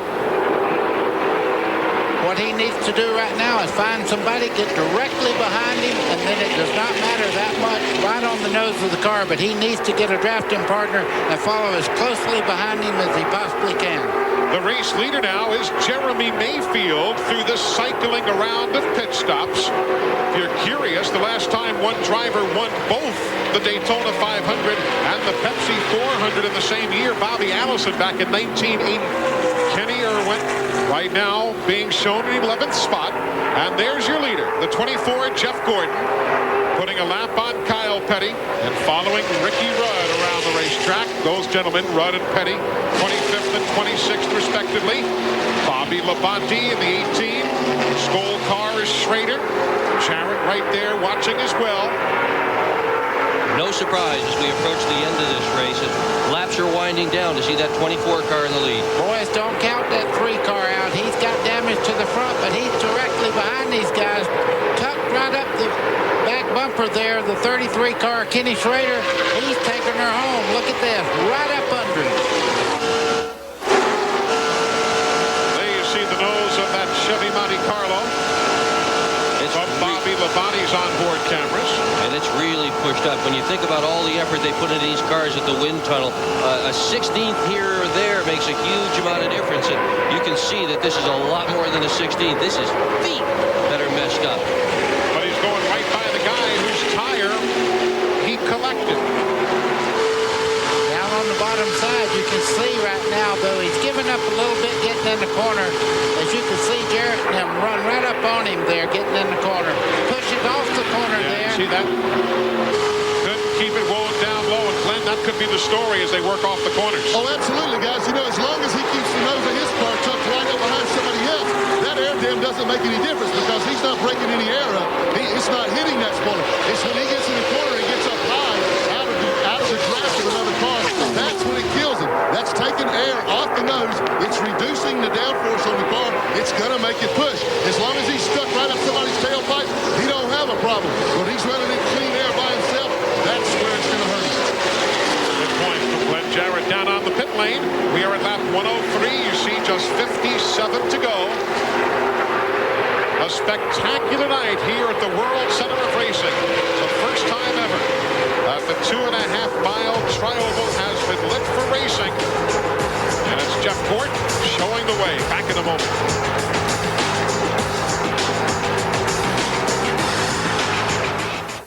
On the football field. It's off the number 2 NASCAR Winston Cup race. He's from the ARCA Bondo Marhide Series. And caution is on the Speedway. Caution, lap 106. That man, Dan Pardus, spins off the corner. Eli, you can see him moving around inside the car there. That's always a good sign. We do have a full look at what happened for you. Car in line. You see the back of the car just start around on him, down on the flat part. Now watch it go back up the racetrack. Right there. Ooh, I'm telling Kenny you, Irwin. Kenny Irwin running in 11th, just did miss. Well, Irwin may be a rookie, but that was a veteran move. Pardus has it running. Not that badly damaged either.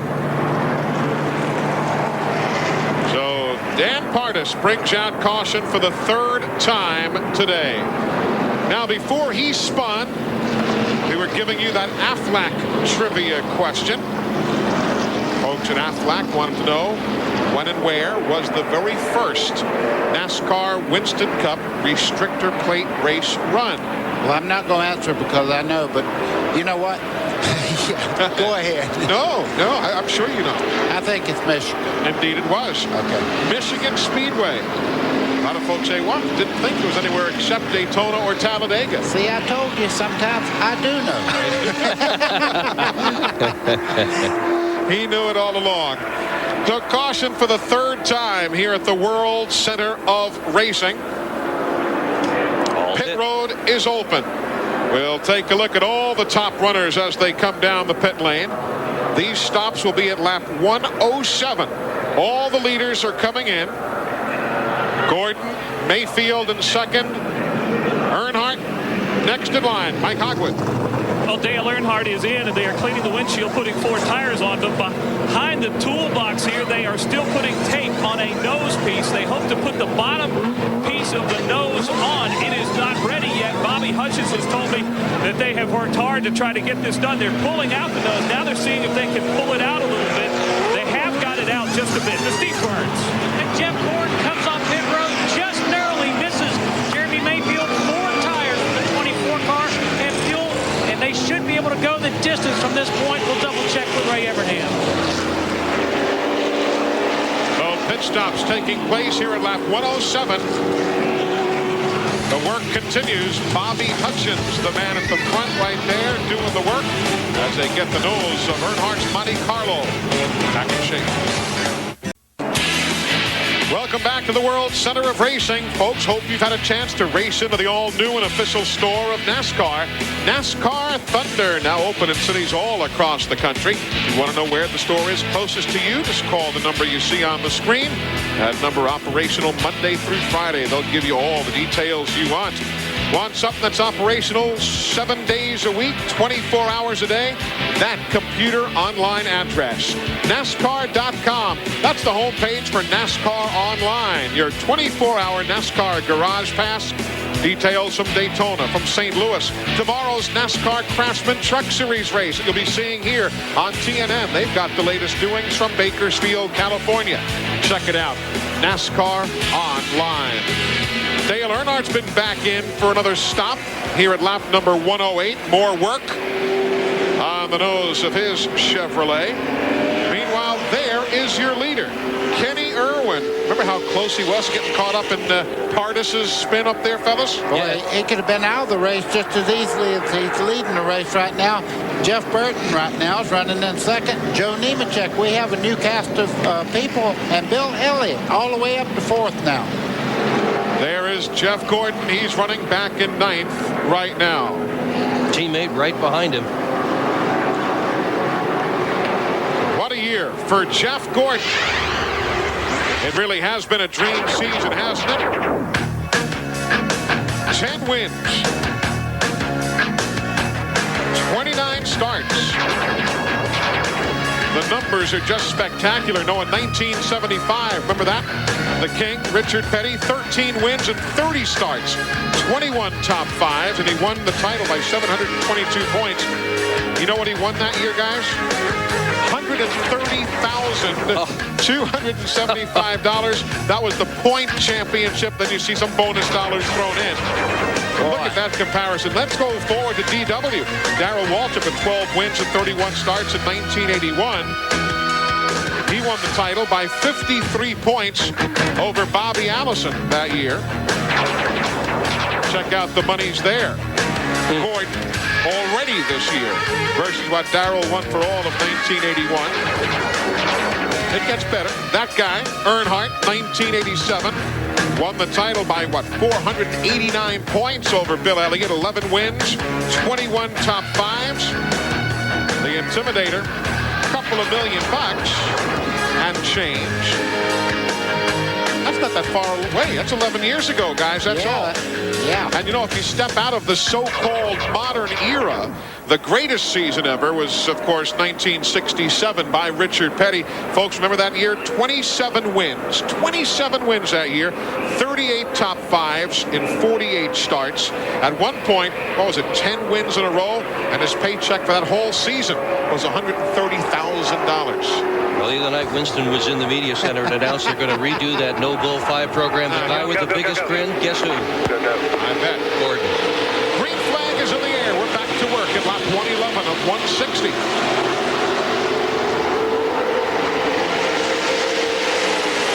Remarkable run by Kenny Irwin, rookie, 1998.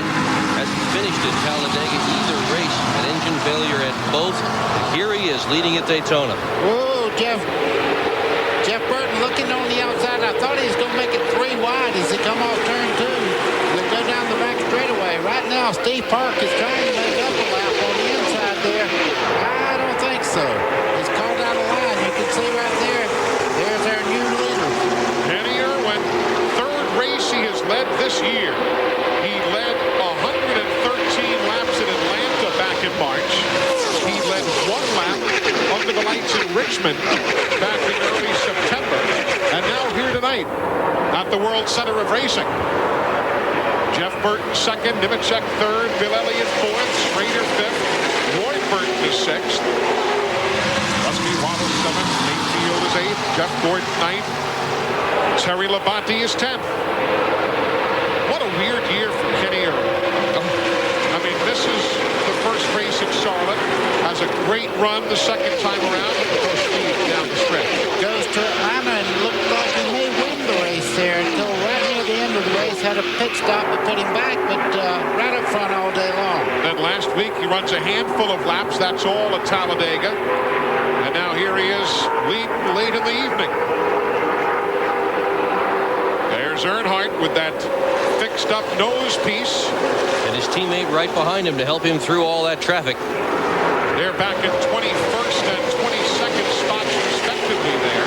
You know, you heard Glenn at the first part of the day talking about people making deals. Right now, team cars are beginning to, if you notice right now that Jeremy Mayfield's right along here is leading Rusty Wallace. These guys are starting to use their buddy system a little bit. Let's see what happens here. Schrader's thinking about doing something. Whoa! He'll grab second. Burton's out of line. How about will be bypassed by his brother also. How about first? Look at Schrader on the high side there, and right behind him Ward Burton. Down on the bottom side, you can see the team cars of Rusty Wallace and Jeremy Mayfield. Middle of that pack near the back, 3 wide as they come to the stripe. Irwin again by inches. Irwin by inches at the stripe. Teammates all over this place. You're right, buddy. The 24 and 5 are hooked up. The 2 and the 12 are hooked up. No teammates right up front there, though. Irwin, the 28 car, your leader. I don't know if the apron was ever made to be raced on, but they're certainly using it here tonight. Yeah, they are. I've been down there, believe me. That is not car friendly. No, it's not. Look at Jarrett. Fire by to the inside. He'll make it work there. Grabs a couple of spots. You know who he's looking at on the high side there. You see he knows Gordon's right up there. Gordon's really quick.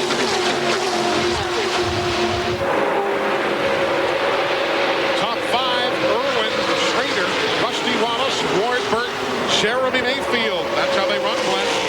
Yeah, Eli, I think let's put it in perspective. On that last pit stop, Kenny Irwin, Jeff Burton, Joe Nemechek, Bill Elliott, and Ken Schrader all came in with everybody else.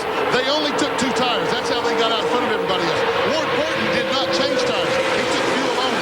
The rest of the guys, Gordon, Jarrett, the 12 car, the 2 car, those guys, they took 4 tires. That's why they lost so much track position to begin with.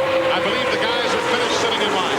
How about a Tarzan sound? Do you hear it? That 24, Jeff Gordon, went all the way down to the grass there on the bottom part of the racetrack. You see him just eating these cars alive. Yes, sir. With a championship at stake, Gordon is driving a conservative race tonight. Oh, yeah. Oh, yeah. Mark Martin's back in 12th. Look at that. Jarrett trying to... There was a little contact there. I think what happened there was you could see Gordon move to the bottom and then move right back out, and he got touched on the right rear corner there by Jarrett. I about got stumbling around there. I got excited. Got Chad Little running in 15th right now, having picked up 5 spots of late. Haven't talked much about Spencer. His T-Bird's back in 21st right now. Why don't we check in on pit road with Steve Burns, Steve? Eli, I went to Ray Evernham after that last caution 7 or 8 laps ago, and he said that was a huge break for them because they could not have made the rest of the race on gasoline, but they can now because of that last caution when Dan Pardis had trouble. So it turns out to be a big break right there for Jeff Gordon. Meanwhile, Kenny Wallace, who ran as high as 8th at one point last Sunday in Talladega, is now headed to the garage area. And if he doesn't come back out, it'll be his 13th DNF of the year. And it's getting a little dicey now. showtime. The dress rehearsal's over. These guys are starting to push each other around, making 3 wide down the back straightaway. As you can see here, these guys are going after it every way they can right now. Earnhardt kind of mired up in traffic at the moment. Last lap for the...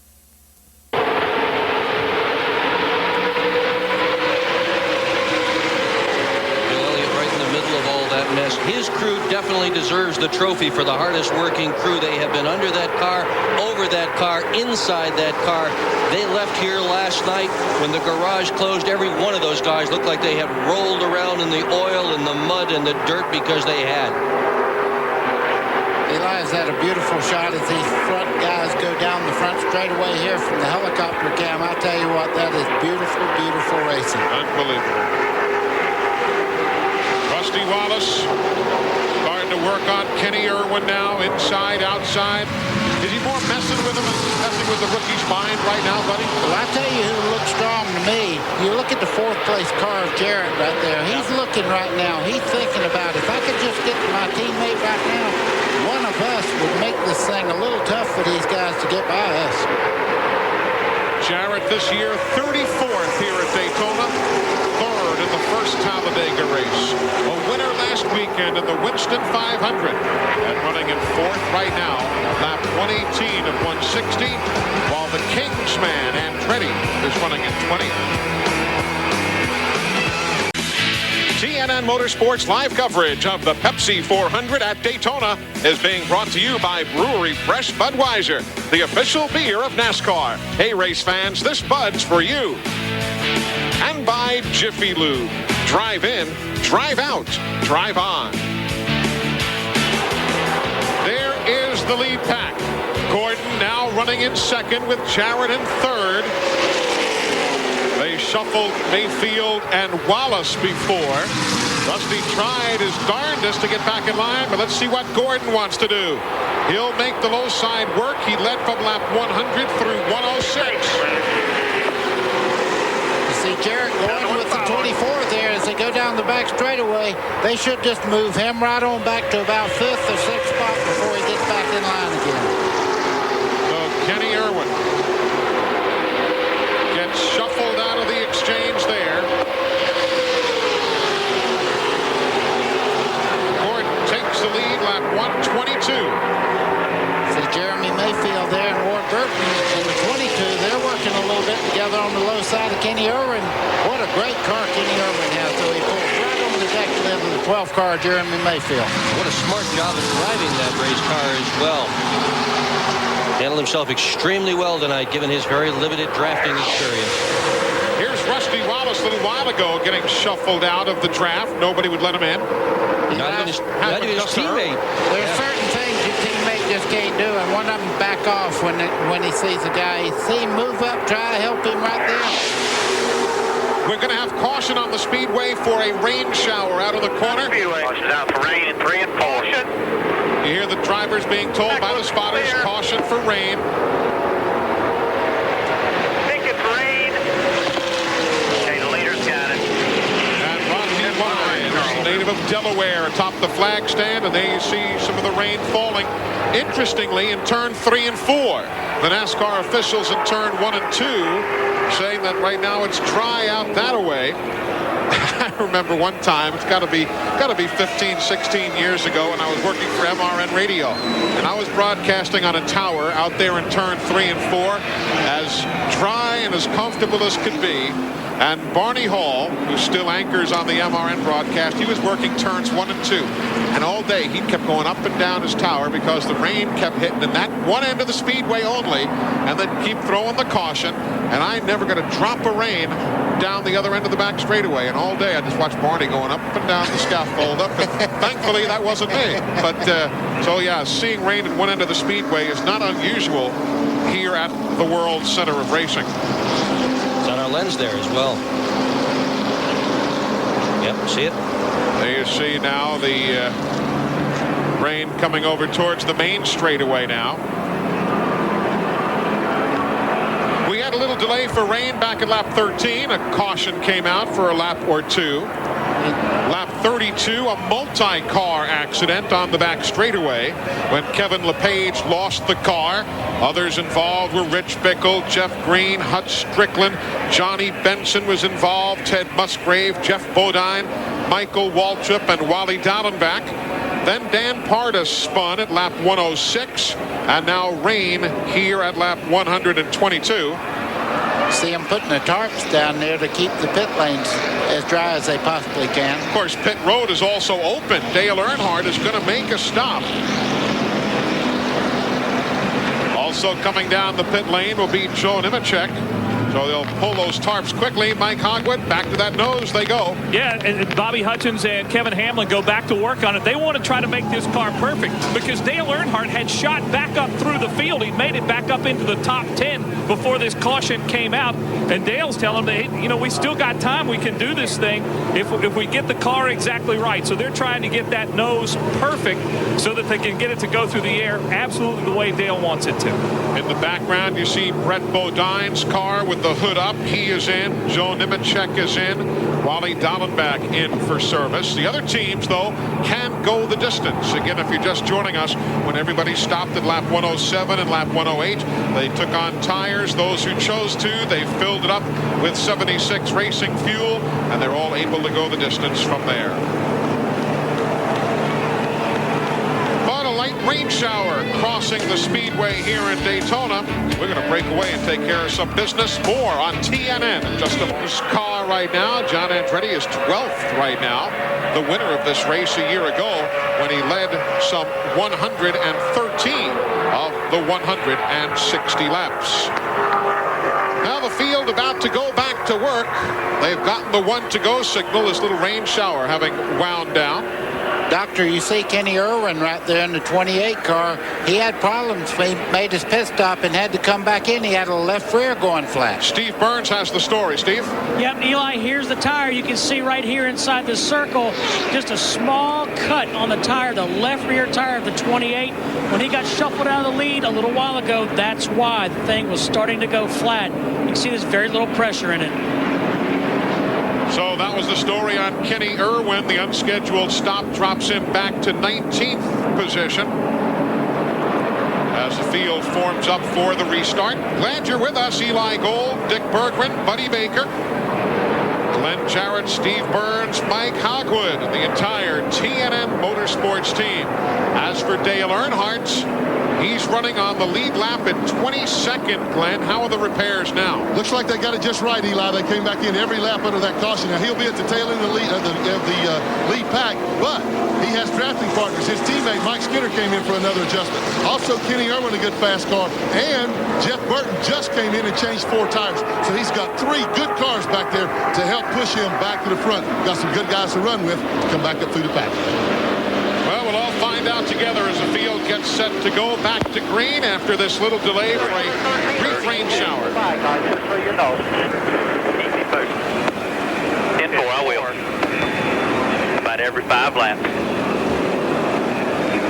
Ready? Nice, smooth ready. Green. Green flag. Green flag.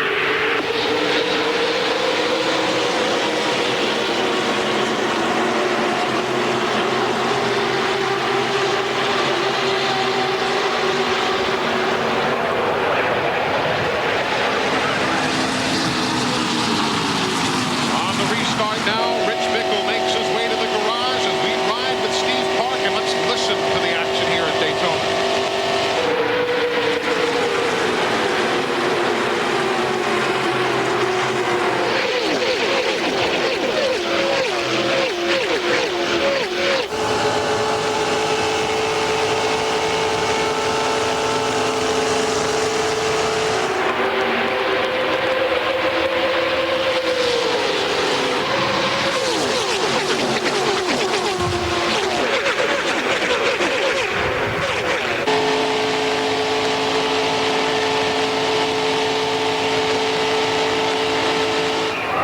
Sights and sounds of the World Center of Racing under the lights with 30 laps to go to settle this Pepsi 400. And it will be interesting to see if those cars in the back of the pack took fresh tires, are able to run the leaders down. They've got time. You can see the obvious problem right now, though. 3 wide down the back straightaway. Sometimes you even try to make it 4 wide. Through the corners, of course, 2 wide. But right now, getting by everyone, that's the problem. That's 13th on back. Spencer in 13th spot with the 3 wide scramble, and Freddie and Johnny Benson joining it. And Freddie's on the lead lap in the 43. Benson in that red 26 is not. And that middle is not a comfortable place to be at all. Less so here. Less so here even than Talladega. Now Nadeau in that yellow 9 is only left, and he and Spencer got together. Meanwhile, in 5th position on back, they'll shuffle Ward Burton out of the picture. And back again to 12th and 13th position.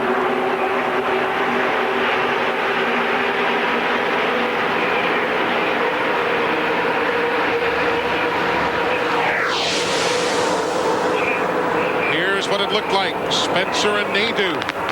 Bam. Lightly touched there. You could see Spencer's car, the 23 there. The second car on the right there getting really sideways off turn 2. That could have been big. That could have been really big. Up front, Jeff Gordon still shows the way. Everybody right there with him on the lead lap. This Pepsi 400 far from over.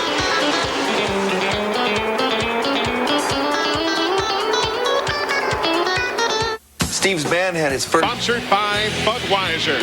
Average speed having dropped now with that slight caution for rain.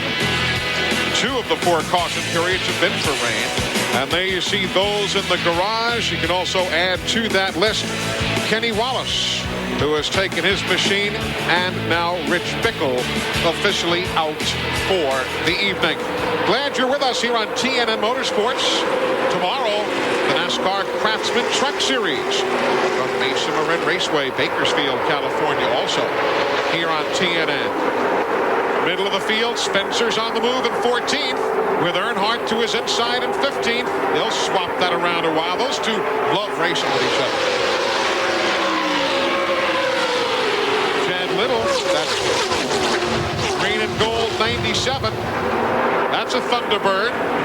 And you know, believe it or not, for the luck Jack Roush has had on the restrictor plate racetracks this year, the 3 races run so far, Chad Little has been his top driver in 2 out of the 3, his 7th and an 8th. Kenny Irwin at the head of that pack right there. Second car in line now behind Skinner. Skinner's 12th. Irwin is in 13th. There's Chad Little. Up front, meanwhile, they're closing in on Gordon.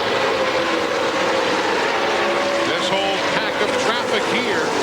Now just 3 1/10 seconds behind Gordon. They were 4.5 seconds back a while ago.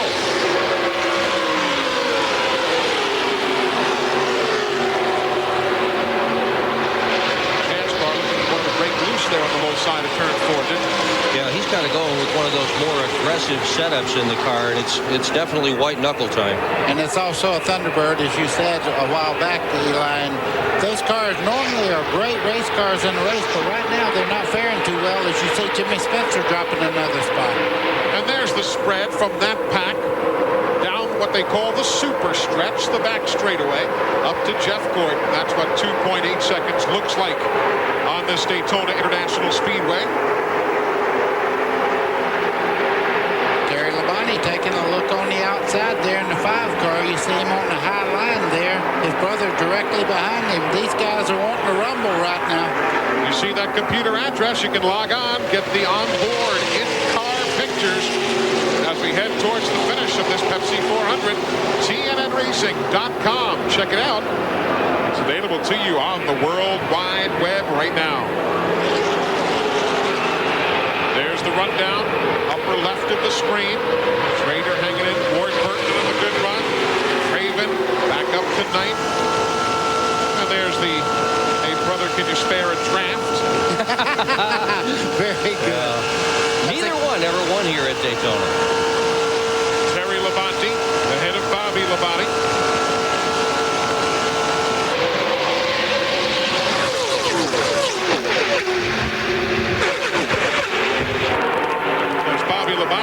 posted 3 top 10s in the last 4 races altogether. Now we're watching the front group right here run nose to tail. Just behind them, Mark Martin is a little interval between these guys. He kind of broke away from them. Mark Martin and Mike Skinner now are coming up. And realistically, if Martin can pull down a top 10 on a big track like this, I think he'll take it and head back to the house pleased.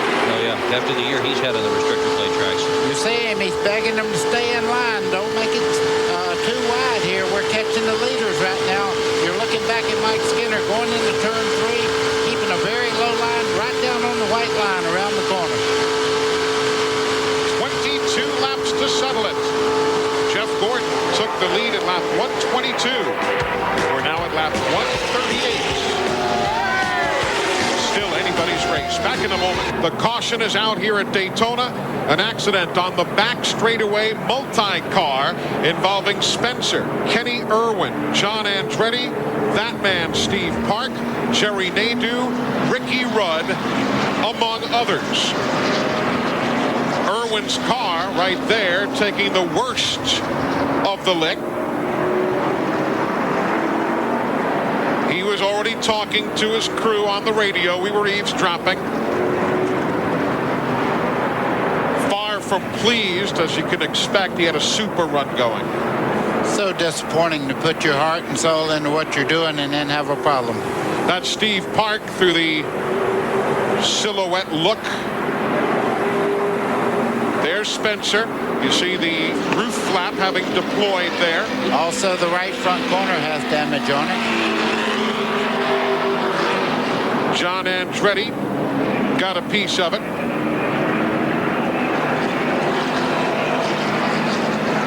Come on, buddy. Come on. Like John may have been hit from behind because the left rear quarter panel's been out just a little bit. I told you Ricky Rudd was involved. Stop in the box, buddy. You want that windshield tore off there? Got 10-4. There's Ricky with the damaged nose of the Taurus. There's Jerry Nadeau. We mentioned he was involved. A lot of damage to Nadeau's car. Ricky Craven is also pitted for 4 tires. Oh, boy, look at that. Wow. And Scooby-Doo has seen better days. The aerodynamics of that car could be improved severely. Let's take a look at what happened to bring out this 5th caution. Irwin and Little. Chad Little in the 97 got into the back there. The 28 just barely. Looked like the 28 was trying to get by him. They were side by side when that all started, and it looked like 2 guys trying for the same spot. Of course, remember, Steve Park has an onboard camera. Let's see what we can see here.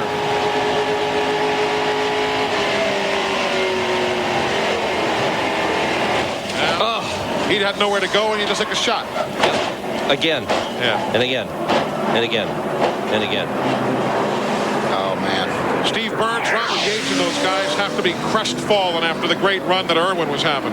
Yeah, Eli and Robert Yates just watched the replays. First of all, have you talked to your driver, Kenny Irwin? Yeah, he's okay. You know, he's certainly discussed it a little bit with what happened, but you know, he was getting ready to go with the 99 and pull up, and there was a gap, and by the time you know, he made his move to get up, you know, there wasn't enough room there, so something we learned. We'll be better next time. We had a good car, great car. Tough break for Robert Yates. They did have a great car. He said a mouthful right there. A tough break for Robert Yates Racing. Steve Park, they're going to bring that Pennzoil Chevy back towards the garage area. Attrition rate growing a bit now. Billy Standridge, Jeff Bodine, Kevin LePage, Hut Strickland, Rich Bickle, Derek Cope, Dan Pardis, Kenny Wallace, Kenny Irwin. You saw Steve Park, and there's Dale Earnhardt back in again, Mike Hogwood. Well, that nose that they put on, it's taped on, and it keeps caving in a little bit. You see them going back to work on it. They're going to try to put some bolts in it and to give it a little more stability. Dale Earnhardt says the car is great as they put 4 new tires on it. Now it's a question of time. Does he have enough time to move back up through the field?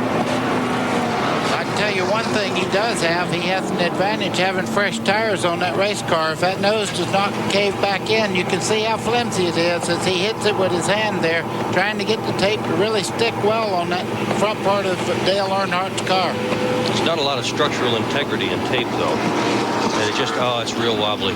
Hey, you guys have any pets at home?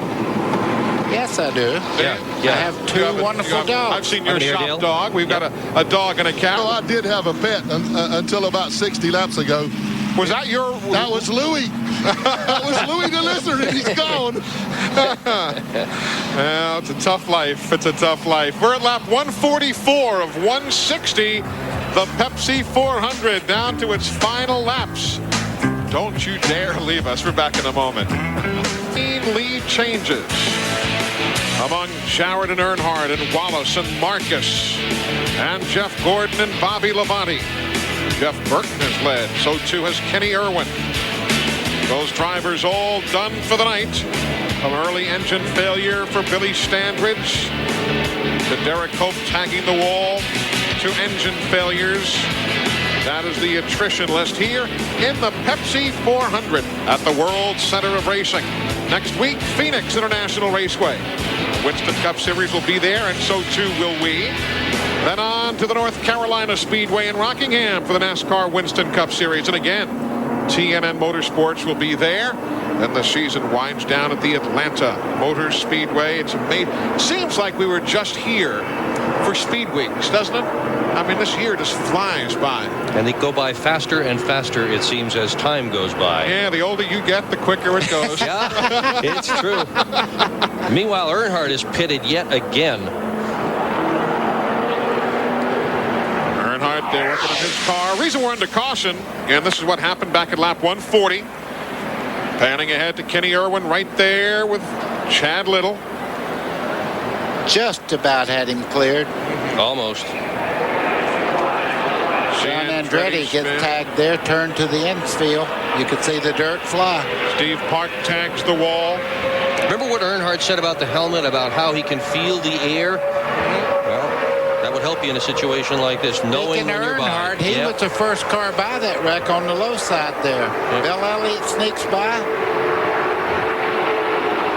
Dave Marcus got through. Dave's running 24th. With a Richard Childress power plant and the Real Tree machine. And again, Steve Park's view.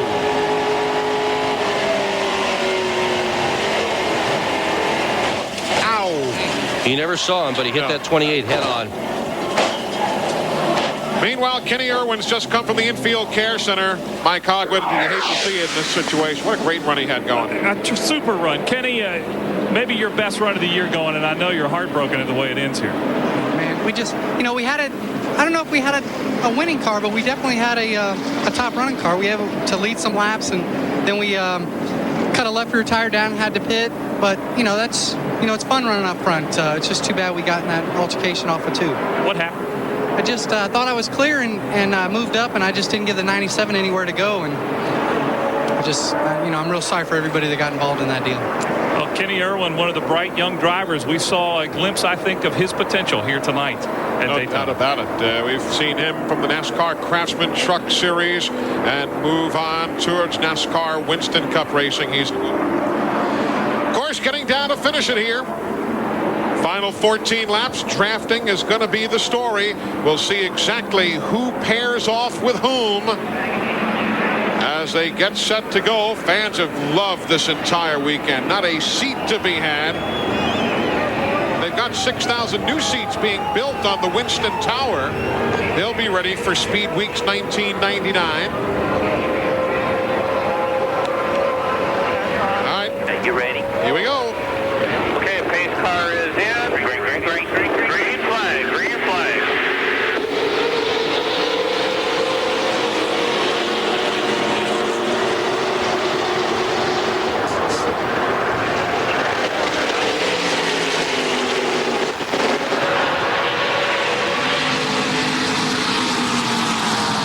That red car on the inside. Johnny Benson not on the lead lap.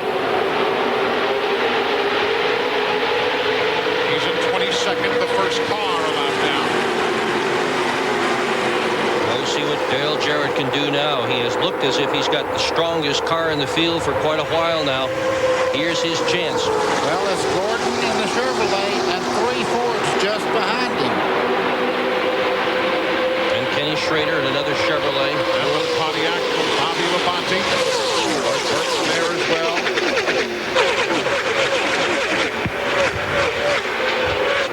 You know, it used to be that slingshot move was the way to go. Of late on the big tracks, it seems as though you want to be out front. Slingshot just doesn't seem to even work anymore. Well, we're going to have to wait and see how this plays out, because every once in a while you'll have 2 or 3 cars work together and they can overhaul the leader, as Dale Jarrett was done about midway of the race, just after he led halfway. Look at this. Look at them just flanking out 3 wide on the back straightaway. Look on the inside at Mike Skinner. Jarrett gets stuffed back, and he will lose 8, 9 positions there. Eli, look at the 31 of Mike Skinner moving into 4th place there. He was flying down the back. Something's got to be wrong for Dale Jarrett, guys. He's going straight back. Glenn, what's the story on your brother's car? Eli's got a flat tire. He's coming in. He's got to come in. So he's got a flat tire, so he'll be in this time. The crew's on the wall. Don't know yet which one it is, but tough break. I know what it is, There you see MCI presenting NASCAR timing and scoring. Tough break for Jarrett. What a break. A tough break for Robert Yates Racing. You want to talk about a car on the move, the 3 car there of Earnhardt. He is flying up to there, kind of caught up in traffic right now behind Sterling Marlin. That's 15th and 16th, Marlin and Earnhardt. Spencer still on the lead lap at 18th. That's that red and white number 23. It's more than a bit frightening when these green flags come out and all these cars are so close together. Dale Jarrett will not make it 2 wins in as many weeks, losing the left front tire that was cut down as he now makes his way to pit road. Look how close this racing is. Mark Martin looking right in the back quarter panel there. Terry Labonte in front of him. We see Ricky Craven in the 36 just to the left there in that wild paint job. He made several pit stops on that caution flag. Skinner very aggressive at this point in the race. Did they just touch? And they didn't miss by much.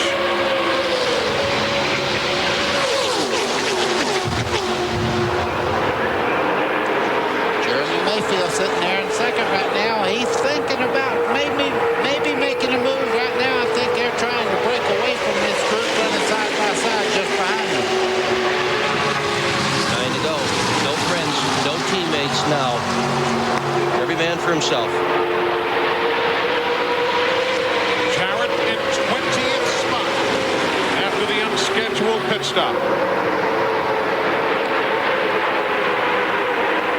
Ted Musgrave goes to the garage. His day is done.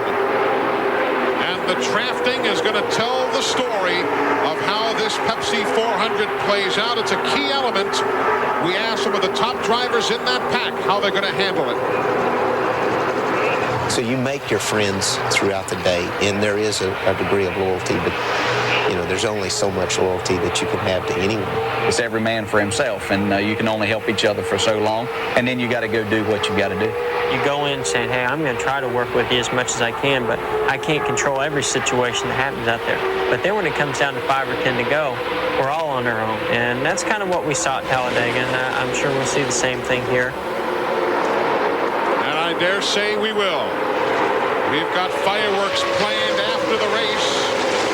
Let's see what kind of fireworks we have as the race winds down. Spencer was 3 wide again on the backstretch. He was on the bottom of that thing. Earnhardt's all the way up to 14th from dead last. He was the last car in that group right there. You see him looking over the back panels there. Mark Martin down into the corner they go. Look at Spencer going inside of Bobby Hamilton. All of that is for position here. Hamilton in the Kodak car in 13th, Spencer in 14th. He'll pass them both. He'll pass Hamilton and Earnhardt. Well, Earnhardt, you can see the tape on the nose of that car. Still does not have it like he wants.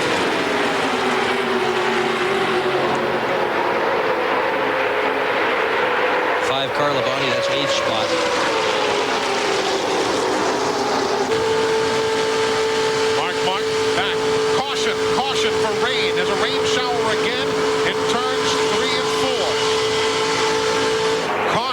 the Speedway.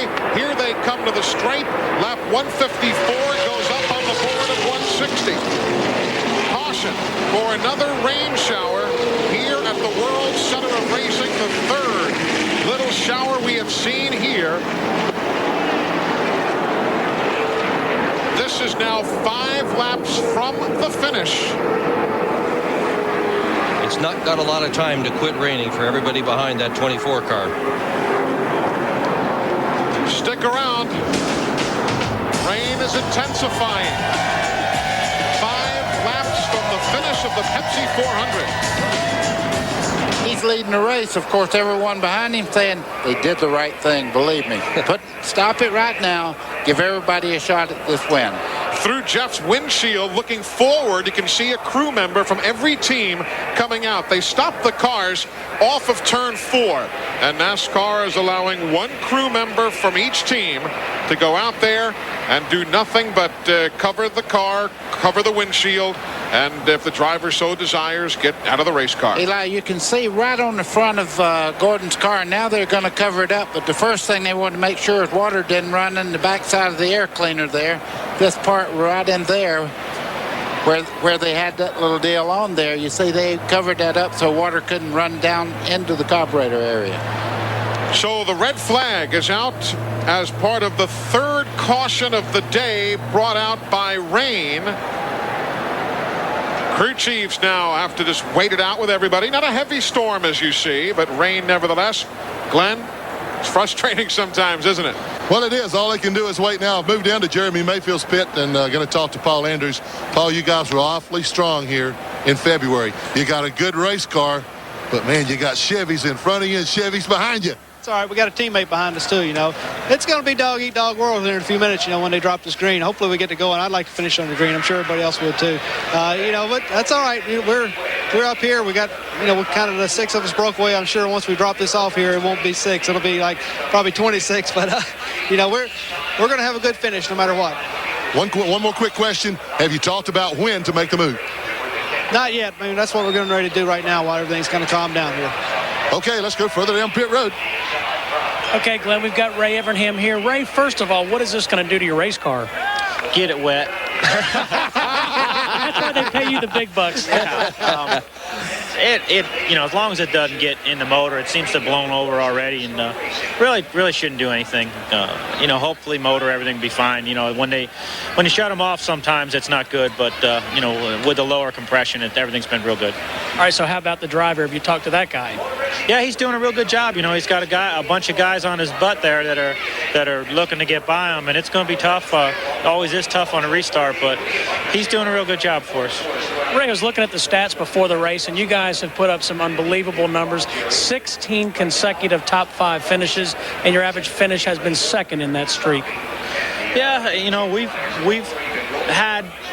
got a great driver and we've got a great race team, but we've had a lot of great luck too, and I just hope it holds out tonight. You know, no matter how good you are, you've got to have that luck factor in there, and you know, like last week, you know, I'd like to tell you that we had a real great day and we were a big part of it, but all we were was prepared when other people had bad luck, and we had good luck, and hopefully we can have some more good luck and get this finished tonight nice and safe. All right, it looks like we can put those umbrellas away. It's quit raining down here, guys. We're set to settle it. Buster Otten will pull off the pace car. Ready. It'll be 3 to go when you get the green. 3 to go. Okay, pace car is in. Get ready. Get ready. Get ready. Ready. Ready. Ready. Green flag. Green flag. Go. 3 laps to settle the Pepsi 400. It takes them nearly 2 full laps to get up to speed. Skinner had dropped back a good bit of distance between himself and Jeremy Mayfield on that start. But he'll make it up in this corner, because there's one thing, when you're building up speed, you can really pull back on a car. You give a little distance like that. As you see, he's pulled into less than a half a car left. Back here, they're battling side by side. Bobby Labonte and his brother Terry. That is bump drafting, 200 miles an hour down the back straightaway. Mayfield, who won his first time ever at Pocono earlier this year on TNN, trying to duplicate it.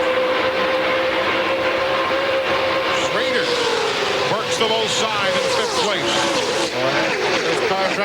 by side, we're going to have a breakaway up front. Yep, those 3 cars, those 4 cars up front are going to just take off if they keep racing side by side back there. 2 laps to go. Gordon from the Hendrick bunch. Mayfield. And Martin riding in 9th. But Mayfield and Wallace up front, their teammates, as Earnhardt goes 3 wide. And Jeff Burton makes the move in 14th spot. Whoa! Earnhardt got lost the back of the car. Nearly 3 wide into that turn. With Mark Martin in 9th. Out of turn 4. White flag. Whoa, you see Jeremy looking to the inside. Couldn't make the move. Skinner looks to the high side right now. They're trying everything. Gordon's running by the mirror right now. Labonte has caught him, and so is Terry Labonte. Side by side behind Gordon. Right now they're running side by side. Jeff Gordon saying, I love it. He'll try to run in the middle part of the racetrack so one car does not get a great run down the back straightaway. They mix it up again behind Gordon. Mayfield. Here comes Bobby Labonte to the outside. What a move on the high side, making 3 wide into turn 3. Bobby Labonte looked like he has the car to beat. Bobby Labonte is there. Out of 4, they're coming to the checkers. Trouble in the back of the pack. The lead and the win. Gordon, for the 11th time, he wins. Chad Little taps the wall as he broke out of traffic near the back of the field. The 40th career victory and the 11th win of 1998 goes to Jeff Gordon and the Rainbow Warriors. Holding off the challenge of Bobby Labonte, who finishes 2nd. Mike Skinner 3rd. Jeremy Mayfield 4th. Rusty Wallace will finish 5th. 6th goes to Bobby Labonte. 7th is Wardburn. Ricky Craven will finish 8th. Schrader got shuffled back to 9th.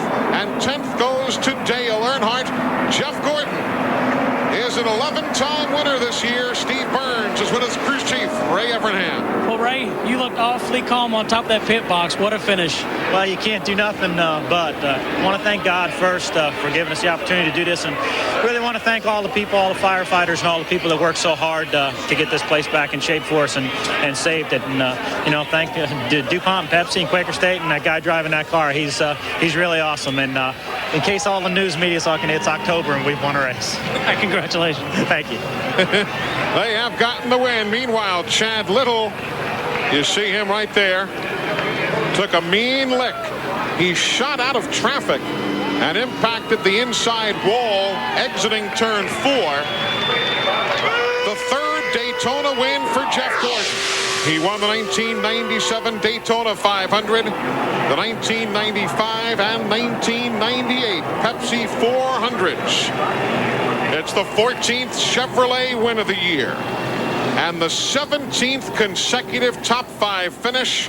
That is the most in the modern era of NASCAR Winston Cup racing. Mike Skinner comes home 3rd, a superb run, and there you see the NASCAR inspectors checking out the angle of the rear spoilers. They do that before anybody gets to the car. Exactly right. When they pat you on that trunk lid and say, go ahead, you're okay, you know you didn't run the whole night for free. It's got to be 45 degrees. Anything less than that, and you're in trouble. For Jeff Gordon, it is his 4th restrictor plate win in his 24th restrictor plate race. And for that young man from Vallejo, California, by way of Pittsboro, Indiana, the hits just keep on coming. Closing in on yet another NASCAR Winston Cup Series championship. His point lead is now 358. That means he only needs to finish 37th or better in the last 3 races, no matter what Mark Martin does. 37th or better. And Jeff Gordon would have his 3rd championship in the last 4 years. Glenn Jarrett is down in victory lane as the Pepsi 400 has gone to Jeff Gordon. Glenn? And Eli, Jeff is unbuckling his safety belts and harness there, putting on the cap. Jeff, it was exciting there. I know you were watching that rearview mirror and awfully glad to see those guys going side by side on that last lap. Well, I'm not so sure about that. Usually when they get side by side, somebody breaks away and comes after you, and Bobby almost did that. I just got to say thank you to all the guys at the engine shop, Charlie Seegers, Randy Dort, and Chuck Utoon's on it, and all the guys back at Hendrick Engines. These last couple of weeks have been the best restrictor plate engines I've ever had. And this DuPont Chevrolet has just been awesome. I want to thank God. Boy, he certainly directed me and guided me all through traffic today. And that last restart, I'm sure he was riding with me. Jeff, another giant step toward that third championship. I just want everybody to know this is October, baby. Everybody said we couldn't win in October, and we just tried to think, hey, this is a July race in October, and I tell you what, it was just a phenomenal effort by everybody this weekend. My hat's off to Ray Evernham. He just tuned the car perfect. I mean, this thing handled like a dream. Great pit stops by the Rainbow Warriors, and I want to thank DuPont Automotive Finishes, Quaker State. This is a Pepsi race. I want to thank them. This is a big day for all of us. And this Monte Carlo right here was awesome. You took the lead with a lot of laps to go when you came out on that last pit stop there. Did you guys discuss that? Was that what you wanted to do? Get out front and make them pass you? Well, I think that's just when our fuel window was. I don't think we were getting very good fuel mileage. I think we would like to have come in with a few more guys. But as it turned out, it worked out for us. Jeremy and I worked together real well. He tried to hang with me. I'm not sure where exactly he ended up in that shuffle, but I appreciate him helping me there. And, we just came in when we had to, and, I let Ray make those calls, and he made some great calls. I wasn't sure if we were going to be able to stay up there, especially when Dale Jarrett was behind me. He was real, real strong, and, hate to see him have his troubles, but we were able to keep that thing up front. Those restarts, man, they were making me nervous. Well, he's not too nervous now. 11 wins this year, 17 consecutive top 5 finishes. What a year. A remarkable year. 40 career wins and finally won in the month of October. And the celebration and the fireworks begin.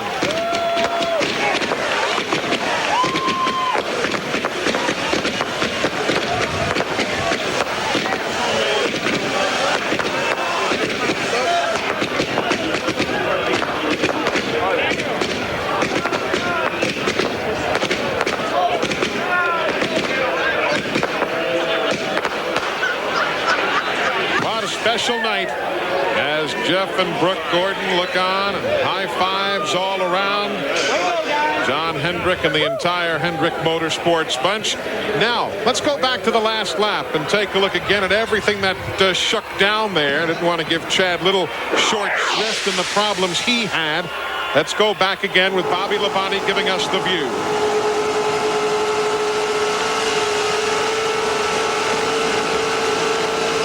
Go to the outside into turn 3, right by Skinner. Looks like he has a run on Jeff Gordon that he might could close in there at the end. There's Schrader trying. Again, Bobby Labonte makes the move. Couldn't have been more than a car length of an opportunity there. That was so tight. Yeah. And watch Chad now, 3 wide. Oh, yeah. Got a little help from behind. It looked like Spencer was there. Don't know how much the impact was, but that was a big impact there. He whacked it big time, didn't he? Yeah. Big time is right. Watch it again. Here comes Spencer in the red and white car there. Just a little nudge right there, just enough to send him hard into the inside wall. You saw Chad climb from the car and walk to the ambulance. Jeff Gordon is in victory lane for the 40th time in his career.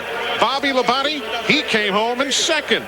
Let's hear from him in the garage. Yeah, it was a great run tonight for Bobby Labonte, Eli, and your last 3 laps may have been your best of the night. We just had, a great error there last time, and Terry was helping me a lot right there at the end. I mean, if it wasn't for him, it wouldn't have happened, that's for sure. So, it just a deal where you hate to see the red flag come out because you're not sure what's going to happen. But for me, it was, I achieved a lot on that last 2 or 3 laps. But, last weekend we went 2nd to 6th on the last lap, and this weekend we went about 6th to 2nd on the last couple laps. So, we just kind of turned around. But Terry helped me more than anything. That's what helped. Yeah, that bump drafting really looked neat on television, and it really seemed to give you that little oomph and push you needed. Yeah, that's what helped me get by those guys. I mean, we had a run on Ward off of on the restart, and then we had a run on those other 4 cars there, and then they started mixing it up, and so I got the outside of Rusty, and 1 and 2 there, and Terry went with me all down the back straightaway. And we just had good air because those guys were racing on the inside and too wide down there and slowing their cars down, and Jeff was pulling away, and I just had some good air. Help from his brother. He comes home second tonight. Bobby Labonte starting on the pole. Steve Burns. And we're with Mike Skinner. Mike, what a great show the fans got tonight. They always get a good show here in Talladega. You know, everybody hates restrictor plate racing, and, you know, I'm not a big fan of restrictor plate racing, but what a show. Good gracious, you know.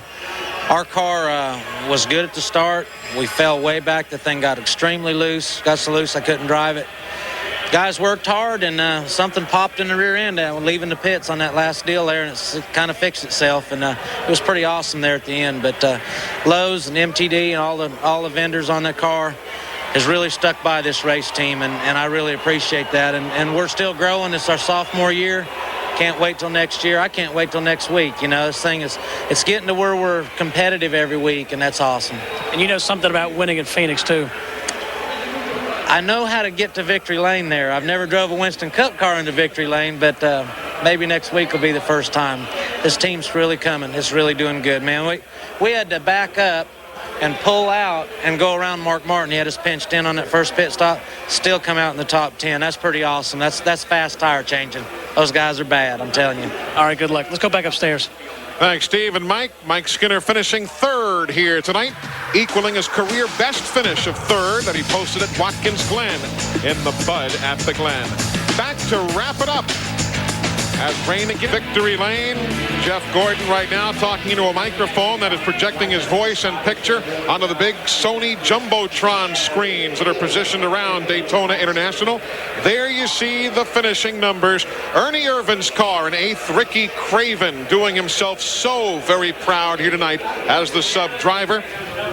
Andretti, Elliott, Nemechek, and Nadeau hung around to finish in 19th. Once we got out there, I noticed that we were going to have any problems. There you see those who had some problems earlier in the day. If anything, I think it might be better at night. And those who went to the garage area early in this, the Pepsi 400. Again, the point lead is now 358 points. Jeff Gordon only needs to finish 37th or better in the last 3 races, no matter what Mark Martin does to clinch the championship. What a special night here at Daytona. Yes, there was some grinding going on. There was a whole lot of close action. Sometimes you were riding high, and sometimes the night went flat on you. But when all was said and done, the bright lights and the high speeds equaled another win for Jeff Gordon and the Rainbow Warriors.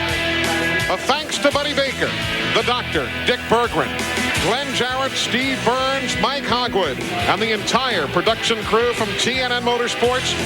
Thanks so much for joining us here at the World Center of Racing. We'll see you next weekend from Phoenix as the NASCAR Winston Cup season rolls on. I'm Eli Gold. For all of us at TNN Motorsports, good night from Daytona Beach, Florida.